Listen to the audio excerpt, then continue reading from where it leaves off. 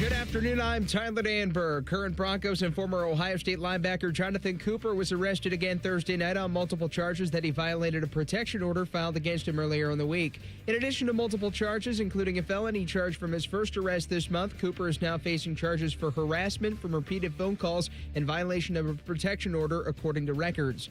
Baseball today, Reds host the Diamondbacks at 7:10, while the Guardians welcome the Tigers at 7:10. Cleveland's calling up its former top pitching prospect, Daniel Espino. The 25-year-old has been through 2 shoulder surgeries, over 1,200 days between starts, and he'll debut 7 years after he was drafted 24th overall in 2019. This update sponsored by Germain Toyota. For unbeatable service and sales, visit Germain Toyota on the corner of I-70 and Bryce Road or online at germaintoyota.net. Breaking sports news when it happens on The Fan, Ohio sports destination. It's time to add some spice to your nooner. Nooner funny.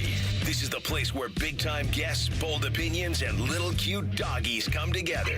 This is Rothman and Ice. Sponsored by Pella Columbus, the #1 rated windows and doors in Columbus. So where's the office? Back at Division? The in office, baby. Going up.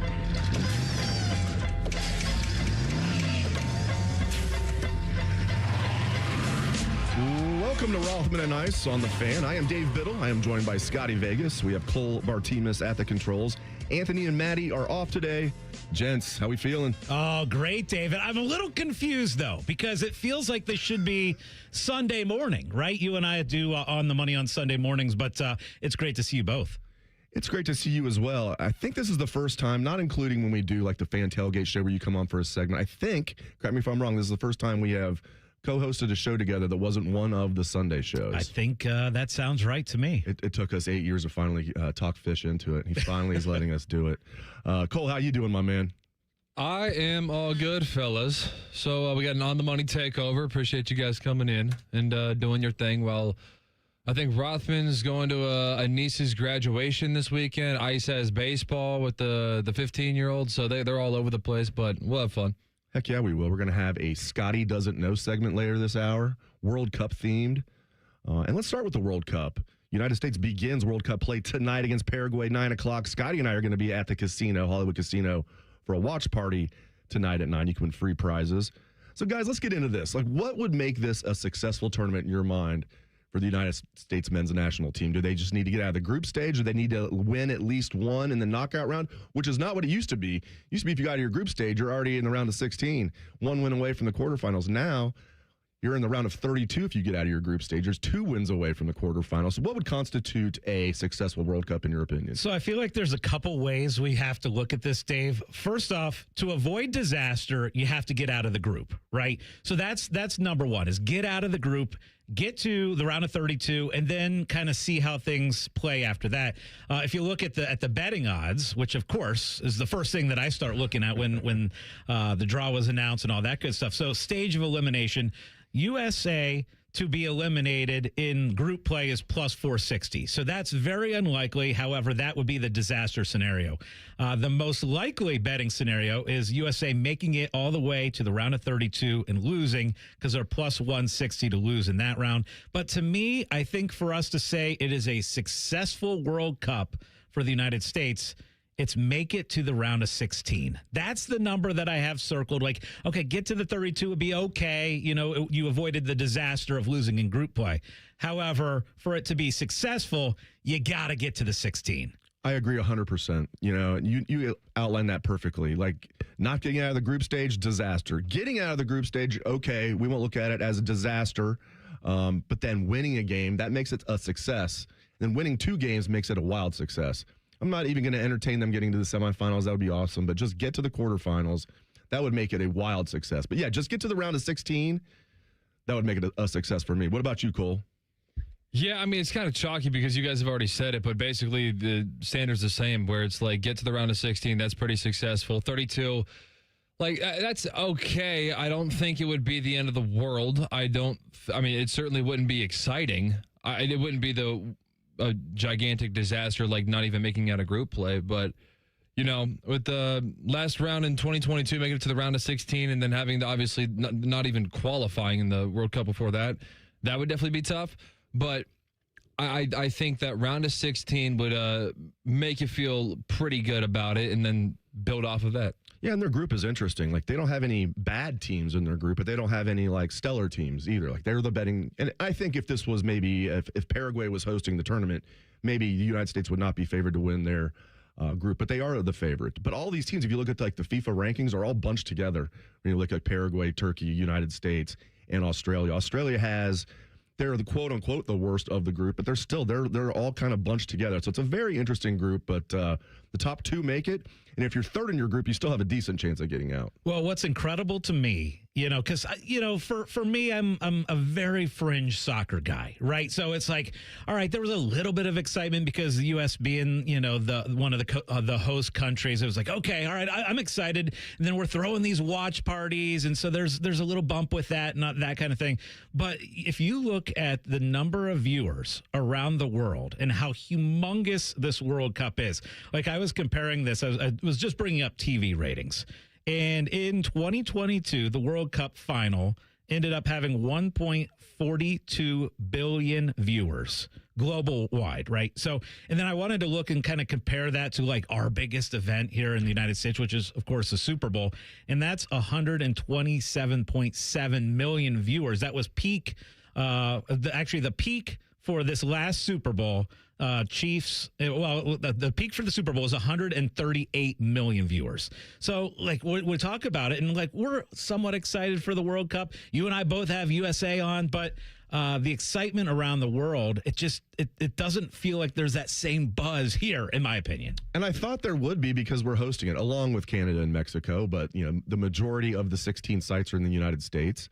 There's 2 in Canada, 3 in Mexico, 11 in the United States. I thought there would be more excitement, but it just goes back to, as we all know, what's the most popular sport in our country by a wide margin? NFL. When I say wide margin, if you split up NFL and college football, let's say even though they're both football, let's take those as 2 separate entities for a second. Number 1, NFL. Number 2, college football. And then there's a pretty big drop off to number 3, basketball. And then there's a decent drop off to number 4, baseball. And then there's a debate. I think soccer would win in our country. What's the 5th most popular sport? Is it hockey? Is it soccer? Is it golf? Is it tennis? Yeah, I think you're right. I'm talking about 5th at best for soccer, which is, to your point, probably why we're not very excited about it. And that's at best, right? And truly, like the MLS being, something that was kind of an afterthought. I just remember, that the United States struggling as much as they have in these World Cups has also kind of contributed that, obviously, a little bit. So, for me, I'm going to be locked in. You're going to be locked in. We're going to be throwing all kinds of fun contests at the people at the casino later today, and we're going to have a blast with it. But, we're going to be doing first goal scored tonight, Paraguay. I've got the lines on tonight's game. So USA to win, plus 105, to tie, plus 220, and Paraguay plus 290 to win. Oh, Paraguay. Pretty big underdog there. Yeah, I mean, this is a good team. I'm not going to say the United States men's national. No, I will say this if they don't make it out of their group stage. They're not a bad team. Like, they're a solid team, but this is supposed to be the golden generation. Like, I'm wearing this Christian Pulisic jersey right now. Like, he's a good player. He's not this elite player we thought he'd be. When he was coming up, there was all this talk he could be like a top 30 player in the world. He's probably top 100, but not top 50. And he's the best player. And they've got some other good players. I like that a lot of these guys, a lot of the top players for the United States do play in Europe. A good amount of them play in MLS too, which has improved over the years. But I like that guys like Pulisic and Weston McKennie and those guys play in Europe. But this is supposed to be the golden generation, and it feels like the Landon Donovan tournament, as I call it, in 2010, where they got out and he had that great goal to have the U.S. advance. That was in South Africa. You were thinking, okay, this golden generation's coming. They're a solid team right now in 2010. They got out of their group stage, pretty solid team, fun team to watch. And then by 2026, we're going to be a real contender. And it feels like we really haven't improved that much since 2010. So let me ask you this. So we've got the World Cup obviously going on, but what is your favorite global sporting event? One where the entire world's into it. Like, obviously you can throw the Olympics into it. You can throw World Cup. I think it's fair to throw golf majors. I think it's fair to throw tennis majors, because obviously those are involving everyone in the world. So what would you, if you were to power rank for you, just you, Dave Biddle, your favorite international event, what would it be? Number 1 would be Olympic men's basketball. Absolutely love it. and it started in like the year you were born, I believe, showing my age, 1984, the last team of all college players to win the gold medal for the United States with Michael Jordan and all the guys, Chuck Barkley. And then they lost in 88. That was the last time college players even played for the United States, just college players. And then they've won gold every time, except for once since when Manu Ginobili and Argentina got them. Number 2 for me, Scotty, would be Wimbledon. I'd love to say U.S. Open. I think those are the 2 best, but Wimbledon to me has always been the best. Yeah, you know me. I'm all in on Wimbledon. I'm all in on the British Open. You're going to say Masters, aren't you? As far as a global event, number 1 for me, yes, it would be that. I mean, again, it's an event that you look forward to every single year. It's got the best of the best. It's at the best course, I think, in the world. So, yeah, for me, best international event, Masters. We got to get Cole in here on this. Well, I'm going tennis 1 through 4. I'm just trying to order the 4 in my head. And I'm going based on time zones and part of the calendar. So Wimbledon's going to go number 1. The thing that draws back the U.S. Open for me is it's right up against college football. So that's why the U.S. Open's a little bit tough for me. So I'm going to knock that down probably beneath the French Open. So if I go, and based on time zones, Australia's got to be last. So I guess I'd go Wimbledon, French Open, U.S. Open, Australian Open. Okay. At first I thought he was joking. No, I'm serious. He's tennis. a big tennis 1 through 4. I mean, he looks like a tennis player. I think he looks like a pro tennis player. Maybe the 4 people that care about tennis in this building are you, me, Cole, and Anthony. And, Absolutely. and the man who usually sits in this seat, Mr. Anthony Rothman. So when's our podcast starting? Yes. I'm sure that will do well. A tennis podcast with the 4 of us. Tennis podcast in Columbus, Ohio. If we can get Agassi and Roddick on there, maybe we'd be okay. And Sampras and Courier and all these guys. But just 4 of us, I don't know if that would take off. All right. I'll tell you what's taking off is New York Knicks. All right. Up next, Game 5 of the NBA Finals is tomorrow night in San Antonio. Do the Knicks have this on lockdown, or can the Spurs recover? This is Rothman and Ice on The Fan. The sound of Paul Keels calling a Buckeye game is erotic. Oh, yes.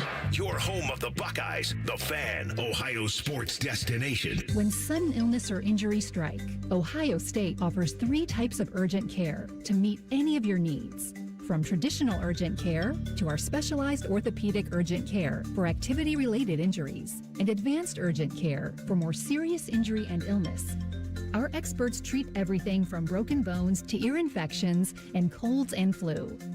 Ohio State Urgent Care. This is world-class care.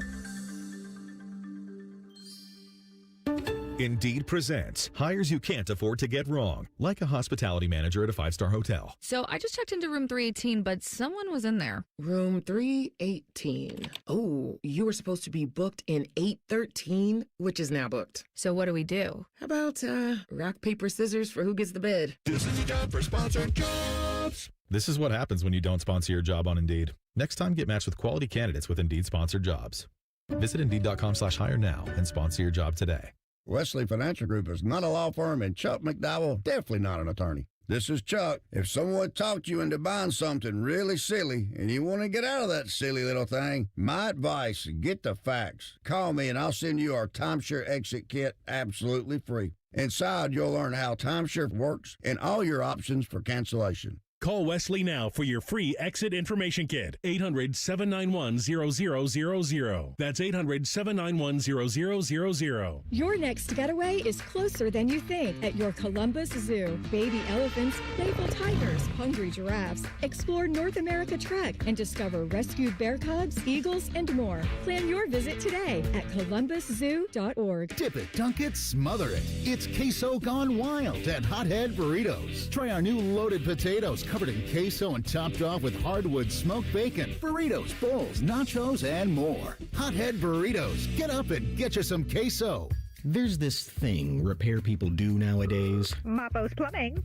Sure, we do have a dispatch fee. It's $1 zillion. A dispatch fee, a trip charge, going out to your house bill. Bippity Bing Bong Electrical. Our trip charge is a nice new car. But not Apex Pros, the pros who knows. When you call Apex for repairs on your AC, plumbing, or electric, there's no dispatch fee. Thank you for calling Apex Pros. Why would we? Kinda silly to ask for money before we do anything, isn't it? We give you an upfront price only after we know what's really going on. We think it's the right thing to do, instead of... Slappy's AC, electric, plumbing, dry cleaning, haberdashery, and chiropractic. Of course we charge to come out. $1 kajillion, 3 diamond rings, and 2 exotic pets. Apex Pros. Never a dispatch fee. Examples of competitive rates may have been slightly exaggerated. Columbus loves Apex Pros. The pros who knows. ApexPros.com. Feeling stressed or overwhelmed? Not sure how to get the mental health help you need? We've got your back. Call the Mental Health Insurance Assistance Office at 855-438-6442. We'll help you figure out what mental health benefits may be in your health plan. No more confusion, just the support you deserve. Call the Mental Health Insurance Assistance Office at 855-438-6442. Hi, I'm Josie. My daughter turns 5 today. Blow out the candles. I'm also an Ohio State Highway Patrol trooper. When you move over and slow down, you're not only giving me room to work, you're making sure I can get home to celebrate with my daughter. Roadside workers have lives and families, but when they're on the job, they put it all on the line to protect and serve us. When you see flashing lights, remember, they're not just roadside workers. Thank you for moving over and slowing down. Brought to you by ODOT, USDOT, NHTSA, and ODPS. The Fan has a secret radio station. It's called The Fan 2. You can listen to the Bob and Tom Show, Jim Rome, and Buckeye stuff. Why do they pay me big money to whisper? The Fan 2 is on the Fan's HD2 channel and streaming on the Fan app. You're welcome. Fan weather. From the Logan AC and Heat Services Weather Center. Mostly cloudy skies will turn into sunshine throughout the day today with gradual clearing, highs getting in the mid to low 80s, and then for tonight, clear skies with lows down into the 60s. We will kick off your weekend on Saturday with plenty of sunshine in the forecast and highs getting in the mid to upper 80s. For the Fan, I'm meteorologist Meredith Garfalo with the 10 Weather Impact Forecast. All the Ohio State conversation you can handle. The Buckeye Show. Weeknights at 6. Your Ohio State flagship station. The Fan. A perfect afternoon parlay. This is Rothman and Ice. Welcome back to Rothman and Ice. I am Dave Biddle, joined by Scotty Vegas, Cole Bartimus at the controls. Anthony and Maddie have a well-deserved day off. All right, gents. Knicks with an incredible comeback the other night to win Game 4. They take a 3-1 series lead. Game 5 is tomorrow night in San Antonio. Knicks have it on lockdown, Scotty, or can the Spurs recover and win the last 3 games? I'll tell you what, Dave. I have been guilty. A couple times in the last couple weeks of turning games off way too early. That includes NHL, that includes NBA. And yeah, to me, I think San Antonio still has a shot to get back in this thing. However, let's look back at that game in just Game 4. So at halftime, Spurs down 27 points. Dave, at halftime, the Spurs were minus 15,000 on the money line to win that game, which means they had an implied win probability of 99.3% at halftime of Game 4. Found a way to blow it, and Knicks at halftime were 22-1. And if you look at the betting odds, they'll kind of show that the odds makers kind of feel like San Antonio's the better team. Evidence the fact that San Antonio was a pretty significant favorite heading into the finals. And even though that San Antonio right now is down 3-1, the series line is Knicks minus 440 and the Spurs plus 345, which isn't outrageous for a team that's down 3-1, which of course we know that we've only seen one team come back down 3-1. Of course, the Cleveland Cavs.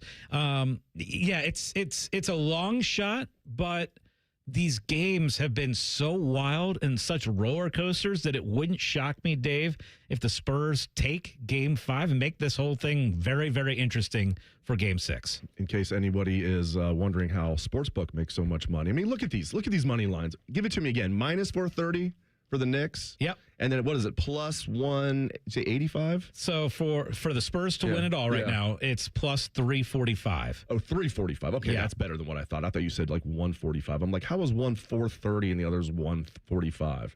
Okay, that makes a little more sense. So yeah, I'm with you. I think the Spurs have a chance, but especially the way they got their hearts ripped out. They're calling it like the most important shot in New York basketball history. And I think they're including, college and everything and the street ball game and everything. But I don't know. I mean, I wouldn't say it's 100%, but I give the Spurs maybe a 5% chance. I'm not buying plus 345. There's no way that's good enough value. Just 5. So for me, I'm closer to like 15 to 20%. Really? Like, and again, it just keeps coming back for me of like how roller coaster these games have been, Dave. Like there's been times where I'm watching and I'm like, gosh, the Spurs look so much better, and then the Knicks go on that crazy run. So for me, I'm probably in the 15 to 20% chance that they can pull the comeback. But yeah, I mean, after it's really about how you can bounce back from the heartbreak, right? And it was a historic collapse. It wasn't like one of these like, man, they pretty much had it and they lost the lead. This was a historic collapse. Speaking of historic collapses, Phil Mickelson.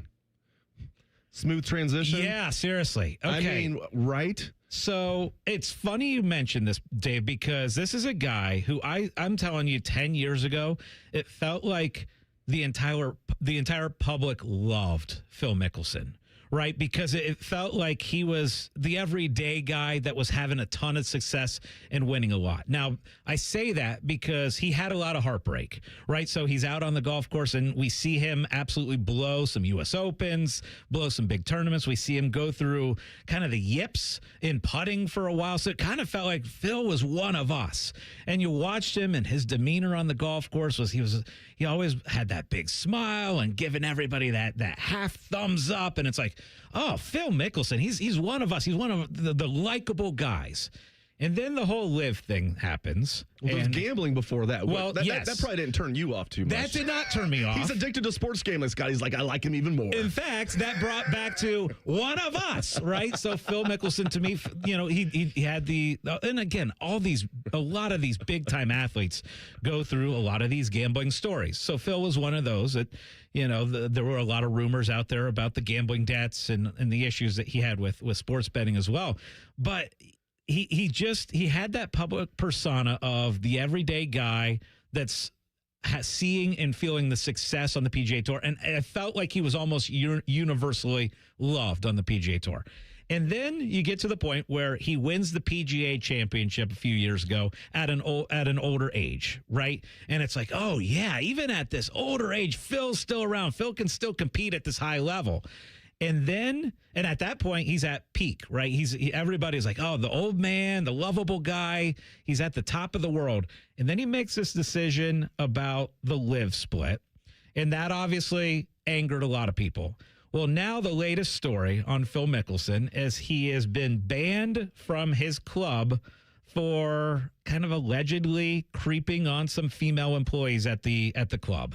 And it's a terrible story, and it's a continuation of the decline of Phil Mickelson from the top of the world all the way down to the bottom.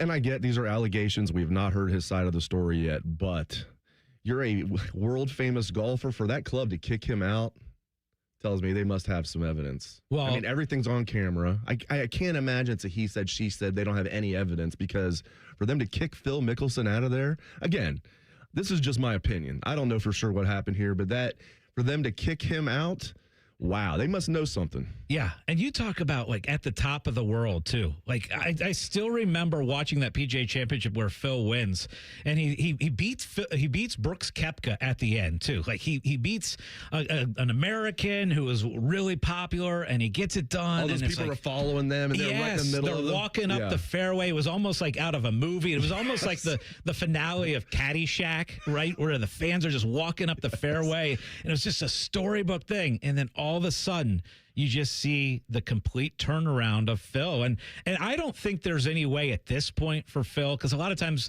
Americans love comeback stories. At this point, I think he may have been able to come back a little bit from Liv and the split with Liv. Maybe not. But I don't think there's any coming back after this story. I know it's not, it's pretty much apples to oranges, but there are some similarities. Where are you at with Tiger? Tiger was able to come back, and there are people that hate Tiger, I'm sure, but overall it seemed like the golf world embraced Tiger and was rooting for Tiger when he came back.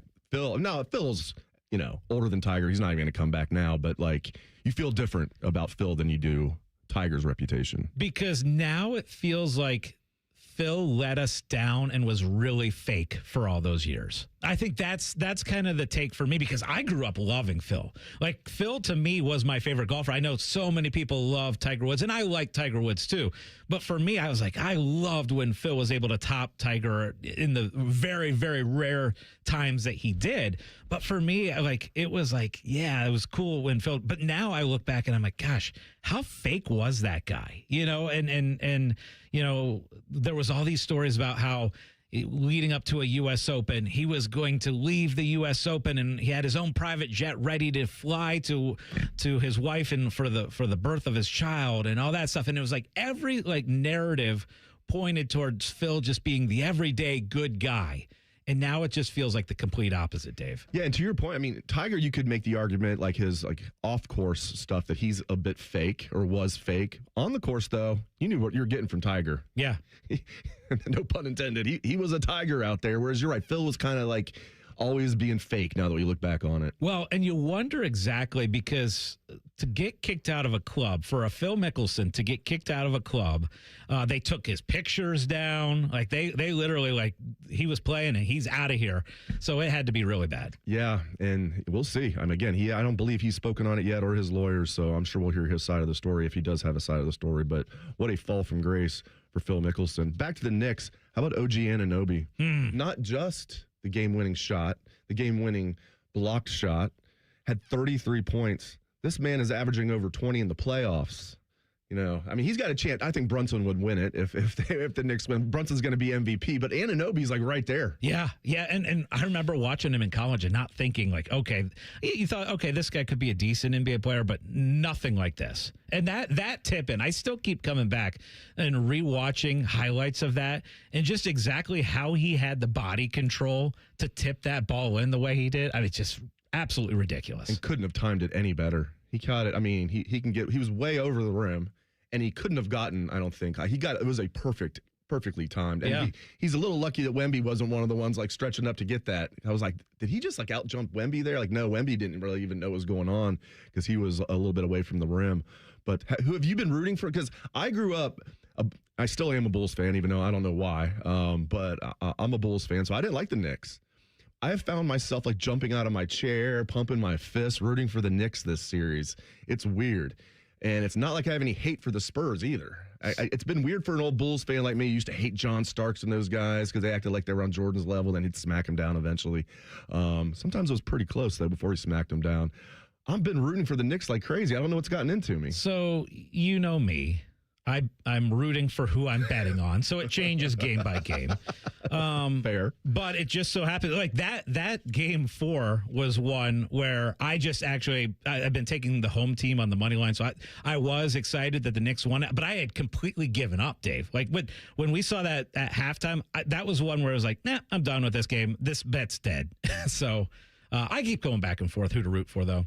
All right, we're going to take a quick 2-minute timeout. Up next is a World Cup-themed version of Scotty Doesn't Know. This is Rothman Ice on the Fan. Common Man here for my friends at Care Heating and Cooling. Summertime napping season is upon us. What's that mean? Well, that means for me, a little nap on the leather couch. I got the ceiling fan on, but if that AC's not working properly, that nap turns into crap. Am I right? You got to make sure that AC's in tip-top shape, and the only people to call are my friends at Care Heating and Cooling. The message on their homepage says, we care about your comfort, because they do. If you're not comfortable in your own home, they start to get itchy and scratchy. Here's what you need to know about my friends at Care. They've won the Lennox Centurion Award for 17 years in a row. Now, if you're not in the biz, you don't know what that is, but I'm going to tell you, it's given to the top 5% of Lennox dealers in the country each year. Their service techs are the best in the business, and there's not a problem they can't solve, except maybe the meaning of life. They had no answer when I asked them. But think about living without central AC. Mess you up. My friends at Care also have easy online scheduling. CareHeatingandCooling.com. Care Heating and Cooling. Call 1-800-COOLING when you need a company you can trust. Delaware County Veterans Services is ready to help you access VA benefits, emergency financial assistance, dental and medical grants, transportation, and more. Give Delaware County Veterans Services a call. 740-833-2020 310 to schedule an appointment. Experience the adrenaline of Barrett Jackson in Columbus, Ohio, June 25th to 27th. See hundreds of no reserve collector cars cross the auction block, interactive sponsor displays, and a wide selection of food and drinks. It's an exciting high-octane event for fans of all ages. Tickets on sale now at barrett-jackson.com. Hey, it's Bobby Carpenter, and summer's here, and it's time to upgrade your ride at Germain Toyota. Whether you're heading to the lake, the ballpark, or your next family road trip, the all-new 2026 Toyota Tundra is built for every adventure. Right now, get 0% APR financing for up to 60 months on the 2026 Tundra with vehicles sold at MSRP. That's legendary Toyota quality, power, and capability with an incredible summer offer. Visit Germain Toyota at the corner of I-70 and Bryce Road or online at germaintoyota.net. Germain Toyota, your summer starts here. See dealer for details. Rothman Ice is sponsored by your local Pella Window and Door showroom on Gemini Parkway. The Fan, Ohio sports destination. The best bet on the radio. This is Rothman and Ice. Welcome back to the show. Dave Biddle and Scotty Vegas filling in for Anthony and Maddie. We still have the main producer, Cole Bartimus, at the controls. And my favorite segment on our On the Money show is Scotty Doesn't Know. And I thought Anthony and Maddie wouldn't mind if we brought this over to their show. Go ahead. It's funny that you say it's your favorite segment because this segment is the one segment in radio that makes me nervous. Like, I am nervous for what the heck you're going to do to me here.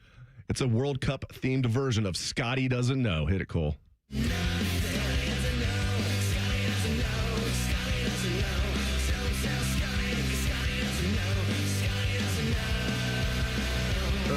As promised, the World Cup edition of Scotty Doesn't Know, the first of its kind. Now, Scotty has soccer, maybe, you're not a soccer hater by any means, but it's maybe 7th on your list. Maybe 10th. Maybe 10th. So he's going in. We're going to grade him on a curve here. All right. The first year of the World Cup was when? What year? Okay, I think I did see this, and I think it was 1930. Bam. Let's go. Got it. Ding. All right. It's not nearly as fun. Let me find a ding for you. I got to have one somewhere in here. It's not nearly as fun when he gets it right, Cole. Come on, 1 for 1, baby. Come on. Yeah, it was in 1930. Yep. All right. Do you know which country won? Oh, gosh. It was the host country. This isn't a ding, but I'll give you this. Oh, yeah. Good. I like it. Cash money. For I'm going to go with England. No. Uh-oh. See, this is what happens when I have audio on different pages. Germany. Give me Germany. No.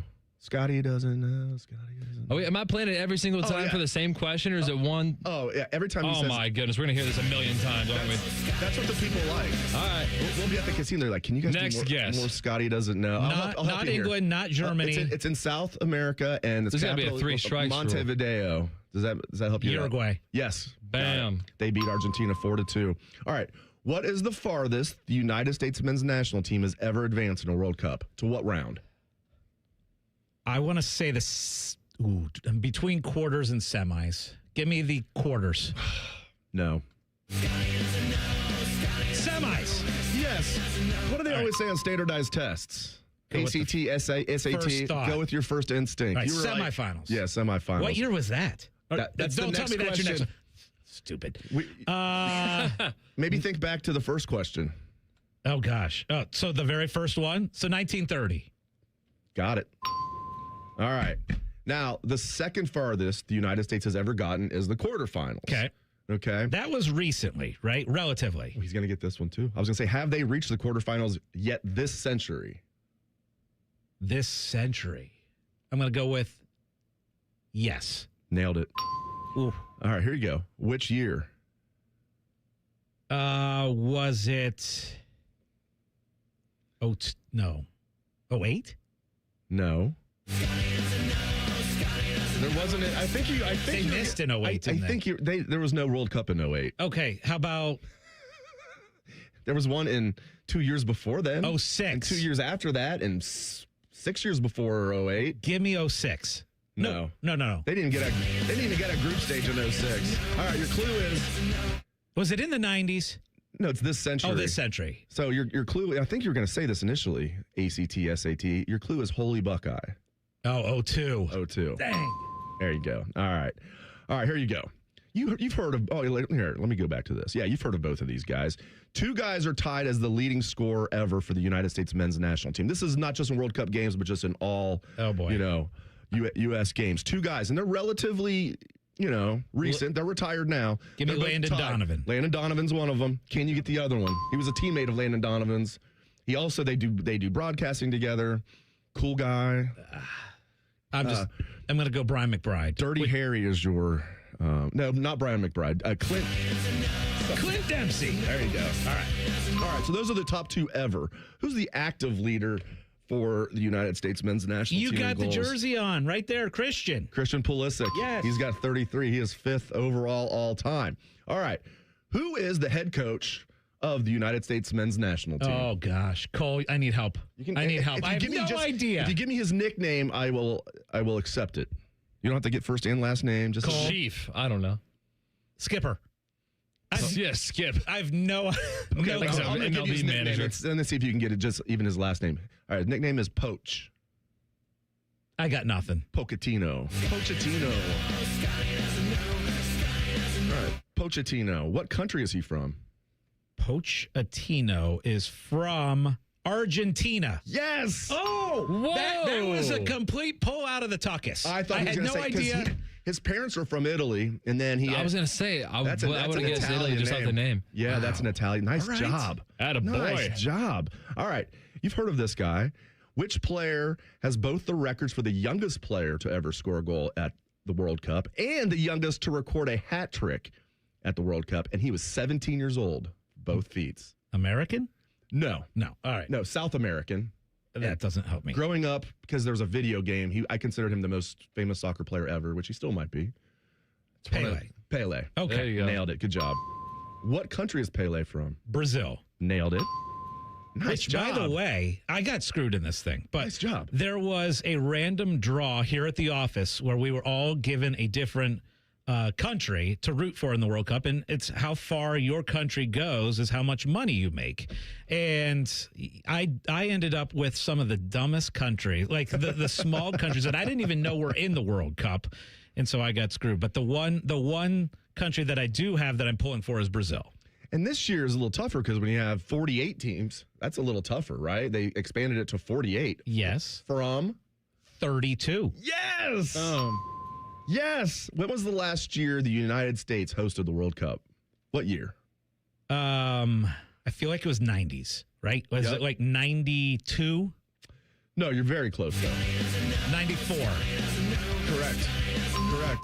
This is more so an issue of him not knowing which years the World Cup was held. That's very true. And the by fours struggling with me. What the math is really off. Yeah, and your clue was you got it on the second one. Your clue, if you didn't get it, was going to be OJ. Like for one of the nights, that captured everything. Was seriously 94. The Knicks were also playing the Rockets, in the NBA Finals, and everybody was watching the OJ Simpson chase, myself included. All right. I said this earlier in the show. See if you were paying attention. You might know this anyway. All right, the USA has 11 sites. How many sites does Mexico have this year? How many cities in Mexico are hosting World Cup? 3. You nailed it. Can you give me 2 of the 3 cities? One should be easy. Mexico City. Mexico City. That's one of the 3. Give me one of the other 2. Oh gosh. There's a good chicken dish that has this name in it. Chicken papacash. No, chicken fajitas. Chicken. I got nothing. Monterey. Scotty. The other one is Guadalajara, which is fun to say. All right, how many sites in Canada are hosting? Can't be more than the 3. So maybe let's go 1. No. Vancouver, I think, is one of them. Give me 2. Let's go 2. 2. And you got one. The other one I think has got to be obvious. If Vancouver's one, what's the other one? Is it Montreal? No. Toronto. Toronto. Not getting away with it. All right. Of the 11 sites that are being hosted in the United States, give me 7 of the 11. And metro areas 7? count. You want 7? All right. What do you think is fair? 3? 3? These are not. It's not like there's like one of them is in Beaver Creek or something. Like these are like big cities. I know L.A. I know Seattle, Boston. See, I should have kept it at 7. And then we're getting a little dicey. New York. Yes, New York, New Jersey. Yep. Technically New Jersey, but it's New York, New Jersey. Yep. Where in the Midwest? I don't think Chicago is. Correct. Is Kansas City? Yes. Okay. You're doing great.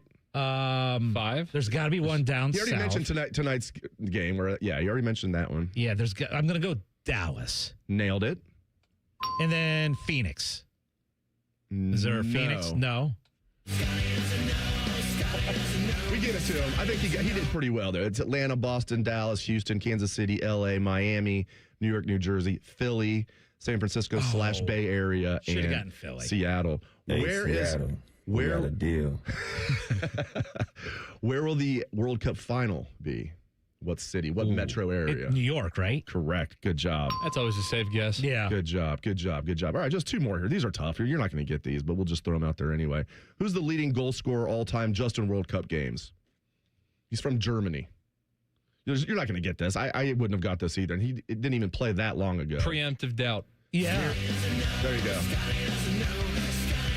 Miroslav Klose of Germany with 16 in 24 games. He played from 2002 to 2014. Who is second all time in World Cup goals? He's from Brazil. Pele. No, that's what I would have guessed too. Ronaldo. Yes. All right. That's good that you got Ronaldo on the set. Good job. Yes, Ronaldo played from 1994, these World Cup games, 1994 to 2006. He only played in 19 World Cup games and had 15 goals. It's pretty impressive you got that. I was actually, my one and only time to Europe was 20 years ago. It was when the World Cup was going on in Germany that year. Now, we didn't go to Germany. We went to Italy and France, and then eventually went to Amsterdam, went to Brussels, then Amsterdam. And then playing in the finals that year was Italy versus France, which was pretty cool. Those are the 2 countries we really went to. And we're in Paris. You can even look this up. So Brazil was the favorite with Ronaldo I believe, to repeat as World Cup champs in 2006. We're in Paris for the quarterfinals. Told the story a lot. And the French upset Brazil in the quarterfinals. Dude, you would have thought it was like a Super Bowl parade on steroids. And again, this was not to win the World Cup. This was round of 16. I already knew. Wow. This is an eye opener for my wife, but I already knew like the World Cup was huge. But even for me, I was like, I can't believe this is a reaction everybody, like every Frenchman and woman in the town was just flooding the streets, setting off fireworks. It was awesome.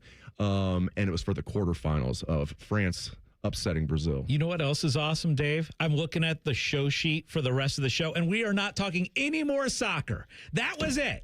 Cole, I think he might need a Scotty doesn't know on that, because I believe maybe when we do a deeper dive. Oh, no. Uh-oh. Deeper dive into soccer? Cole can be the tiebreaker on this. He's the producer, the regular producer. We're just filling in here. Yeah, if we want to do deeper dive on soccer trivia, I think we should do that. We can do that, or we can do Scotty's mixed bag of topics.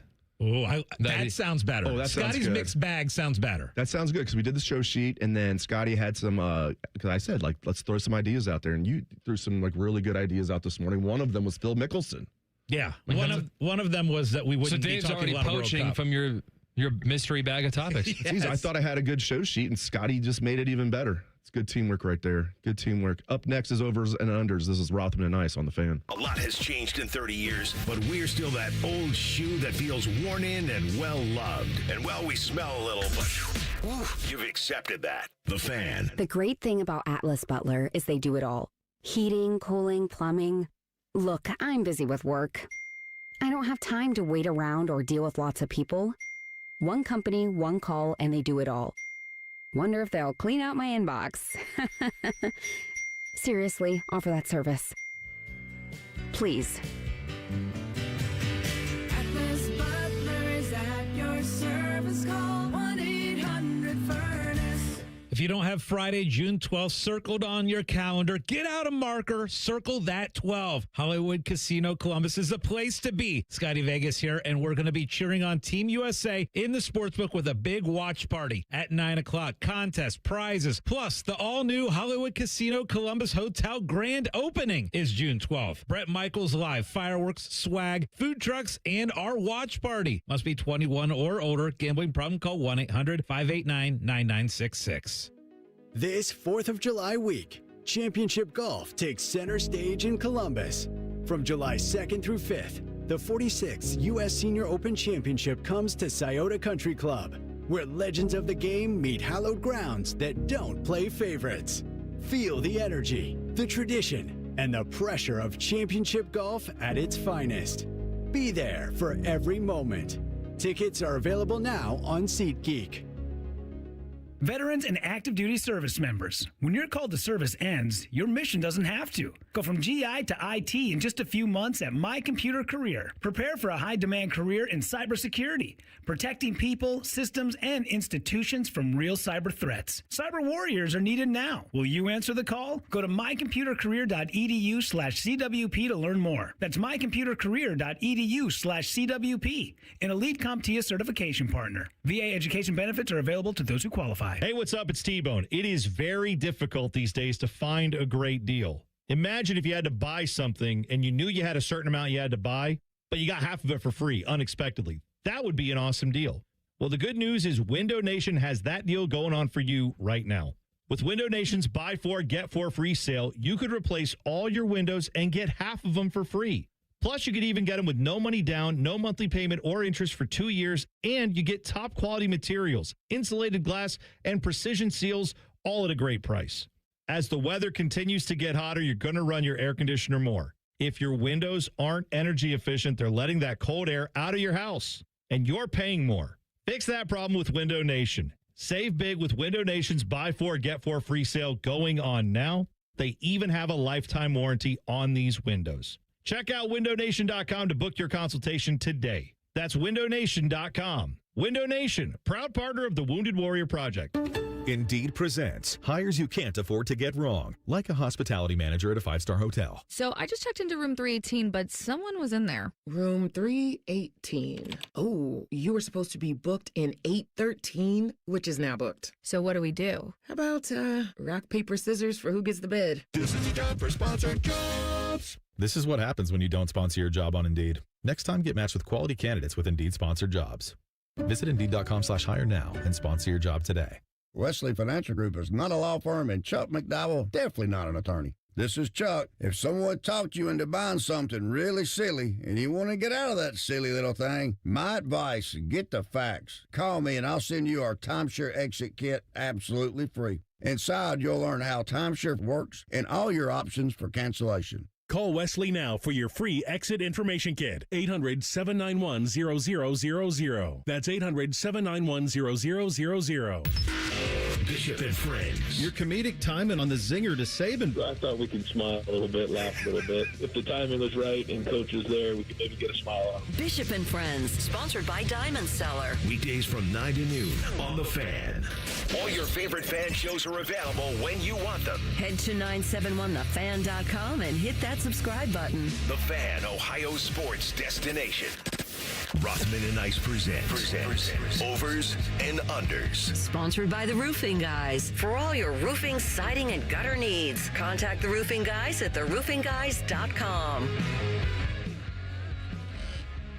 Hello. All right, Cole, take it away, my friend. All right, let's start here. How many times will Dave throw at the break saying you're listening to On the Money on The Fan over under 1.5? I've made it through almost the entire first hour without doing it, but we're still early in the show, boys. I'm taking the over. I can't believe I haven't done it yet. I'm taking the over. Right. So I've definitely mixed up when we've done the call-in show followed by On the Money on Sunday morning. I've mixed that tease up all the time. I've been very impressed because the first time you said Rothman and Ice on the very first tease, I'm like, it took me a second. I did a double take. So I'm going to go under. I think you're a pro. Ooh, wow, how about that? Now, can I do the prediction markets? Can I bet that I'm going to do the under and then intentionally go over like some people do? Oh, yeah. That would be nice. Exactly. We wouldn't manipulate lines here. Oh, never.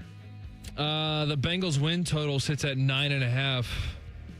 Over under 9.5 wins for the Bengals this year. I like it. I know I'm a Bengals fan. You guys are going to say I'm a homer, but they're going to be favored in a lot more than 10 games. If you look at I think if you look at some of the go-ahead lines, they're favored in all 17. I'm not buying that for a second, or 15 of the 17 or something ridiculous like that. I'm certainly not buying that. Man, if they're not at least 10-7, that's a huge problem. And I think they're going to, I had to predict, I think they're going to be 11-6, so give me the over. I'm buying the over. In fact, we did a little pre-draft special. And at the casino, we were talking about teams and betting lines for the Super Bowl. And I got to be honest with how wide open the AFC is. And the moves that the Bengals have made defensively this offseason, I'm on the over, Cole. There you go. How many Game 7s will we have between the NHL and the NBA? Over, under a half. Over, because I think Stanley Cup's going to 7. Vegas is hosting Game 6. I hope so. Yeah, I'm hoping for over. I'd love to see 2. I'll go with that we'll get 1. So over. Which one do you think is more likely? Definitely NHL. There you go. How many Grand Slams will Jannik Sinner win in his career? He currently sits at 4. Oh. I'm going to put the total at 11.5. Sinner is at 4. I'll go over. He's already a third of the way there. I think, does Sampras have 14? I believe. I thought that was one of those records I thought would never get broken. And then Federer blows by it, then Nadal blows by it, then Djokovic blows by both them. Alcaraz is going to win a bunch. I'll take over 11.5. I know it feels like, and I know Zverev just won the French, but it feels like everyone is going to be Alcaraz or Sinner, and you might throw in one random like we had with Zverev. I'm going to go over. I think this is probably going to be Zverev's only one of his career. It was definitely a now or never with that tournament. Oh, yeah. Definitely. Alcaraz didn't even play. Sinner went out round 2. Djokovic went out round 3. Yeah. It's like, if you can't win that one, then you're never pulling it out, dude. Yeah. The best player he faced was, I know he was seeded 10th, Kaboli, but he was like ranked 14th coming in. That was the best player he played. And he made it interesting. It was 5 sets in the final. For sure. All right, I'm curious to hear your thoughts on this one. The win total for Indiana football this year is 10.5 wins. So they're losing a lot, but they also, I'm sure, are bringing in a lot. Josh Hoover of TCU is their new quarterback, and they're probably reloading at every other position that we just don't know it yet, so we'll find that out as the season goes on. But Indiana over under 10.5 wins. How's it sit? I have them pegged at 10-2, so it's really close, but I'll go under 10.5. Gosh, it's such a trash schedule. I just pulled it up again and see North Texas, then Howard, then Western Kentucky, then Northwestern, Rutgers. I mean, it's just never mind over. No, I'm kidding. It's such a bad schedule. However, they're going to lose to Ohio State, and they're going to lose to either Michigan or USC. So I'm with you on 10-2. Give me the under. Were you guys surprised when the Indiana-Ohio State line came out that it was, depending on where you look, it was anywhere from a pick'em to -1.5 in Indiana's favor? I was surprised. It's funny you mentioned that, Cole, because we were guessing the line. Scotty knew them. We did an off-the-top segment where he was like just throwing lines that Isaiah and I did not know yet, and that was one of them. He was like, Ohio State, Indiana. I think I predicted Ohio State by 1.5 or maybe 2. And you're like, no, pick them. Yeah. That did surprise me for sure. And Indiana being favored by 1.5, that would definitely surprise me. Then again, though, it's the coolest sports story. I mean, if you take the scarlet and gray glasses off, it's the coolest sports story, most unbelievable sports story of my lifetime, what Cignetti's been able to do at Indiana. And Cole, I'm with you. I was a little surprised at that line, too. I know that there's limits on how much you can place on look-ahead lines. But, gosh, I feel like hammering Ohio State on that one. With Ohio State wanting the payback, I love that. I love Ohio State only being pick'em or even a slight dog in that. How many years will Bryce Underwood be in college? Over, under 3.5? I'll say over, because, I mean, if he, frankly, unless he improves exponentially, now they're saying the true freshman Carr might, push him for playing time this year, which is amazing considering what he's getting paid. Unless he improves immensely, guys, he's not going to be a guy that would leave after 3 years and be a high draft pick, in my opinion. He's making a ton of money at Michigan. I think it was only a 3-year contract, so I don't know if they'd re-up for that 4th year. Assuming he could get a nice NIL deal, I'll say over 3.5 years. I don't see him being a 3-and-done guy. You know I hate agreeing with you, right? Why? Usually we have some where we disagree. I'm with you on the over on this, Dave, and a big reason, obviously, the amount of money that he's going to make playing college football. So I'm going over 3.5 years. All right, and let's do this one to round it out. One more. This is, I want you guys to play judge, jury, and executioner over this wager that was made between Rothman and Adam King. Ooh. Loser has to buy the other a round of golf. Okay. I think Ohio State is a top 25 team for at least... Preseason? No. Okay. For at least I'll go 10 weeks out of the year. All right, just to be different, I will take the opposite of that. We are talking basketball, just to be clear. So they have to consistently be in the top 25. Probably about, half the year? Is it over under like 9.5? Is that what we're doing? I think they said 10, right? Yeah. Okay. So 9.5, right? Yeah. I'm definitely going under and hoping I'm wrong. I don't see them being that much improved from last year. You know, I did have high expectations with the transfer portal and bringing these guys back. However, the consistency I don't think will be there, so I will take the under on number of weeks. The Buckeyes are in the top 25. Thanks for playing. All right. That was good stuff right there. That was good stuff. Up next, we're going to delve into the Brendan Sorsby situation and what might be next. This is Rothman Ice on The Fan.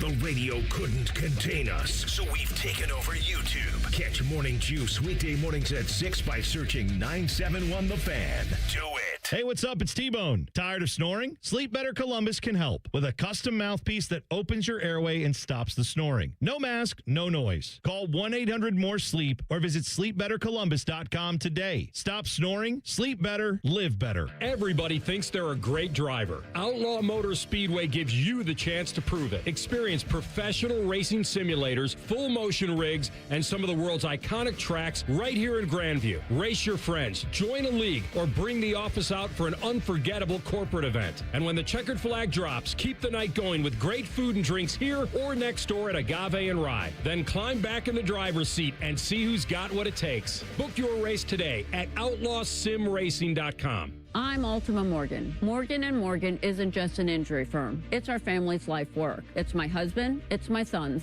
it's me. When we take a case, we see a family just like ours. $30 billion recovered is something I'm proud of. But what I'm really proud of are the families we stood beside. It's an honor to fight for you when you need our support the most. Morgan & Morgan, for the people and your family. Morgan & Morgan, Ohio office located at 600 Vine Street, Cincinnati. Prior results do not guarantee a similar outcome. Hey, it's Anthony Rothman, and for the longest time, I figured the less I did, the less I'd hurt. Well, I figured wrong. Something always happens, and when it does, I've always gone to Orthopedic One, Central Ohio's most trusted orthopedic practice. They rank #1 in Ohio and top 5 in the nation for orthopedics. So whether you're struggling with ongoing pain or facing a sudden orthopedic injury, you can always schedule an appointment directly with their physicians. No referral required. Start with the specialists. Start at orthopedic1.com. When you saw your heating bills this winter, did you think this is out of control? The problem is your house is leaking money, and the only thing higher than your heating bills are your cooling bills. Steve here from USA Insulation. Let us fix your energy bill problem for good. If you aren't foam insulated, you really aren't insulated. For $99 a month, interest-free, we'll foam your home and help cut those energy bills. 529-2440 or USAinsulation.net. USA Insulation. Fall is the season of change, and Hinderer Motor Company is turning over a new leaf with big savings. This is Justin Hinderer. Right now, any one of our participating locations is paying up to $3,500 over Kelley Blue Book value. That's right. Drive in your current vehicle and leaf with one of ours today. Don't wait. The leaves are falling and so are the prices. At Hinderer Motor Company, we love what moves you. I have a buddy who's going to be popping the question soon. He's planning everything out. He asked me, can you help me out with the ring? I said, of course I can. I've got a guy, Bob Capace from Worthington Jewelers. Now you talk, Bob. Hi, I'm Bob Capace. I'm your guy. Go in, see my friends at Worthington Jewelers. Tell them I sent you, and you'll get the true VIP experience. I'll treat them better than I treat you. That's not hard. Worthington Jewelers on High Street in Worthington. WorthingtonJewelers.com, where Columbus gets engaged. And tell them Common Man sent you. There's this thing repair people do nowadays. Mappo's Plumbing. Sure, we do have a dispatch fee. It's $1 zillion. A dispatch fee, a trip charge, going out to your house bill. Bippity Bing Bong Electrical. Our trip charge is a nice new car. But not Apex Pros, the pros who knows. When you call Apex for repairs on your AC, plumbing, or electric, there's no dispatch fee. Thank you for calling Apex Pros. Why would we? Kinda silly to ask for money before we do anything, isn't it? We give you an upfront price only after we know what's really going on. We think it's the right thing to do, instead of... Slappy's AC, electric, plumbing, dry cleaning, haberdashery, and chiropractic. Of course we charge to come out. $1 kajillion, 3 diamond rings, and 2 exotic pets. Apex Pros. Never a dispatch fee. Examples of competitive rates may have been slightly exaggerated. Columbus loves Apex Pros. The pros who knows. ApexPros.com. Relax and let Kroger Delivery handle your grocery shopping this week. We start with only the freshest items. Then we carefully pack your order in our refrigerated trucks, so your food stays cool and fresh on its way to your door. And right now, you can save $30 on your first pickup or delivery order and get unlimited free delivery. Restrictions apply. See site for details. Kroger, fresh for everyone. Hey, it's T-Bone again. Sleep apnea doesn't have to rule your nights. Sleep Better Columbus has been treating snoring and sleep apnea for over 15 years with proven results and now has an office open in Marysville. Call 1-800-MORE-SLEEP or go to sleepbettercolumbus.com. Stop snoring, sleep better, live better.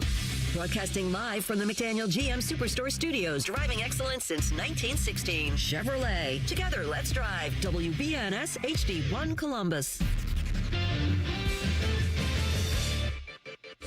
Good afternoon, I'm Tyler Danberg. After off days Thursday, the Reds and Guardians return to action tonight. Cleveland hosts Detroit at 7:10 with Jack Flaherty starting for the Tigers against Tanner Bibee for the Guardians, who are a half game out of first in the AL Central behind Chicago. Cincinnati greets Arizona at 7:15. Eduardo Rodriguez goes for the D-backs against Nick Lodolo for the Reds, who sit last in the NL Central. In Omaha, Men's College World Series starts today with Troy and West Virginia at 2, then Ole Miss and North Carolina at 7. Soccer, the U.S. men's national team opens World Cup play against Paraguay tonight at 9 from L.A. Defender Max Arston to represent the Columbus Crew. Golf, Ben James and Sam Burns share the lead at 9 under in round 2 of the RBC Canadian Open. This update is sponsored by BMI Federal Credit Union. Take a vacation from high interest rates with special rates on balance transfers at BMI Federal Credit Union, bmifcu.org/consolidate.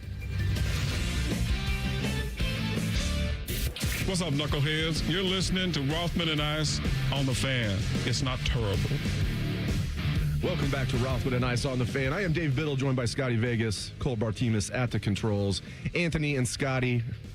Does that count? Anthony and Maddie are off today. Scotty is not off today. That's one. I'll count that. At least I didn't say on the money. Well, good thing I took on my prediction market, so I would go over the 1.5 of saying on the money or saying that Scotty's off and Maddie's here. But no, Anthony and Maddie are off today, so Scotty and I are with you with the usual great producer, Cole Bartimus. All right, guys, let's get into the Brendan Sorsby situation. We all know the specifics, but what might happen next? When the injunction came down, the first overreaction, and maybe it wasn't an overreaction, I kind of was hoping this was going to happen, was like, okay, the Big Ten's just not going to schedule Texas Tech in any sport, and then Texas Tech basically threatened, well, we're going to sue you for collusion if you do that. The Big Ten's already backed down of that. Scotty, before we hear from some of the particulars in this case, Cole's got some sound for us. What do you think will happen here? You think it's just going to be as simple as Sorsby's going to sit out the first 2 games, he's going to play the rest of the year, or do you think there's another scenario that might pop up? I feel like Texas Tech is digging in, and they have decided, hey, we are going to back him. We are going to go through the process with him. And so I don't think they're backing down.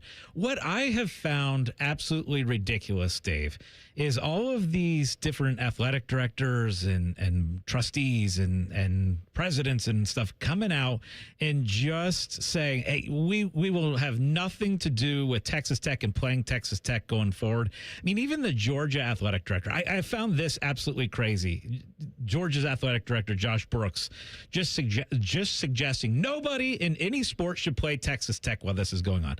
Well, guess what? We have had so many different off-the-field issues at Georgia over the last several years, and I know that gambling on sports is the big no-no as far as if you're an athlete and you're betting on your own team, and I get it. That's a big no-no.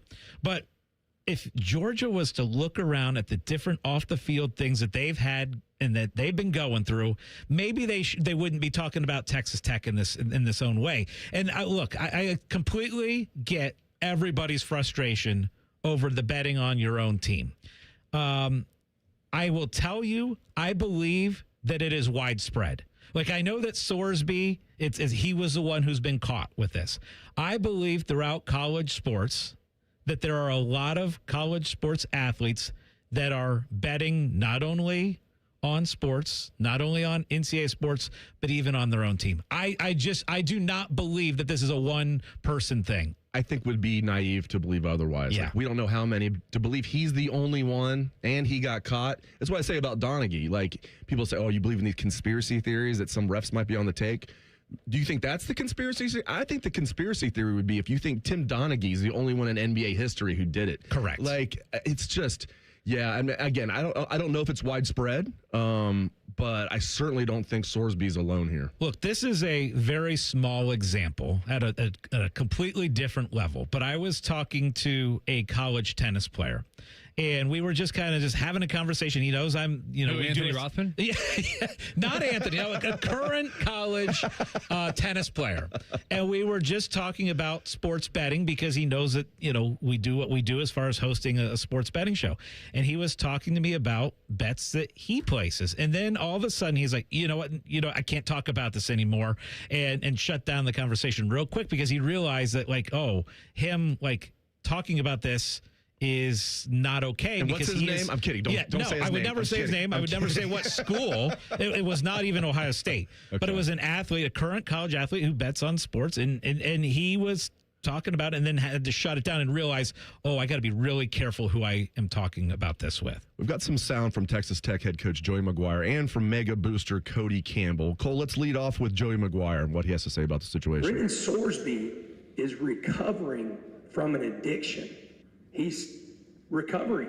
I've sat down with this young man multiple times, and the things that he is going through and what he's been through is serious.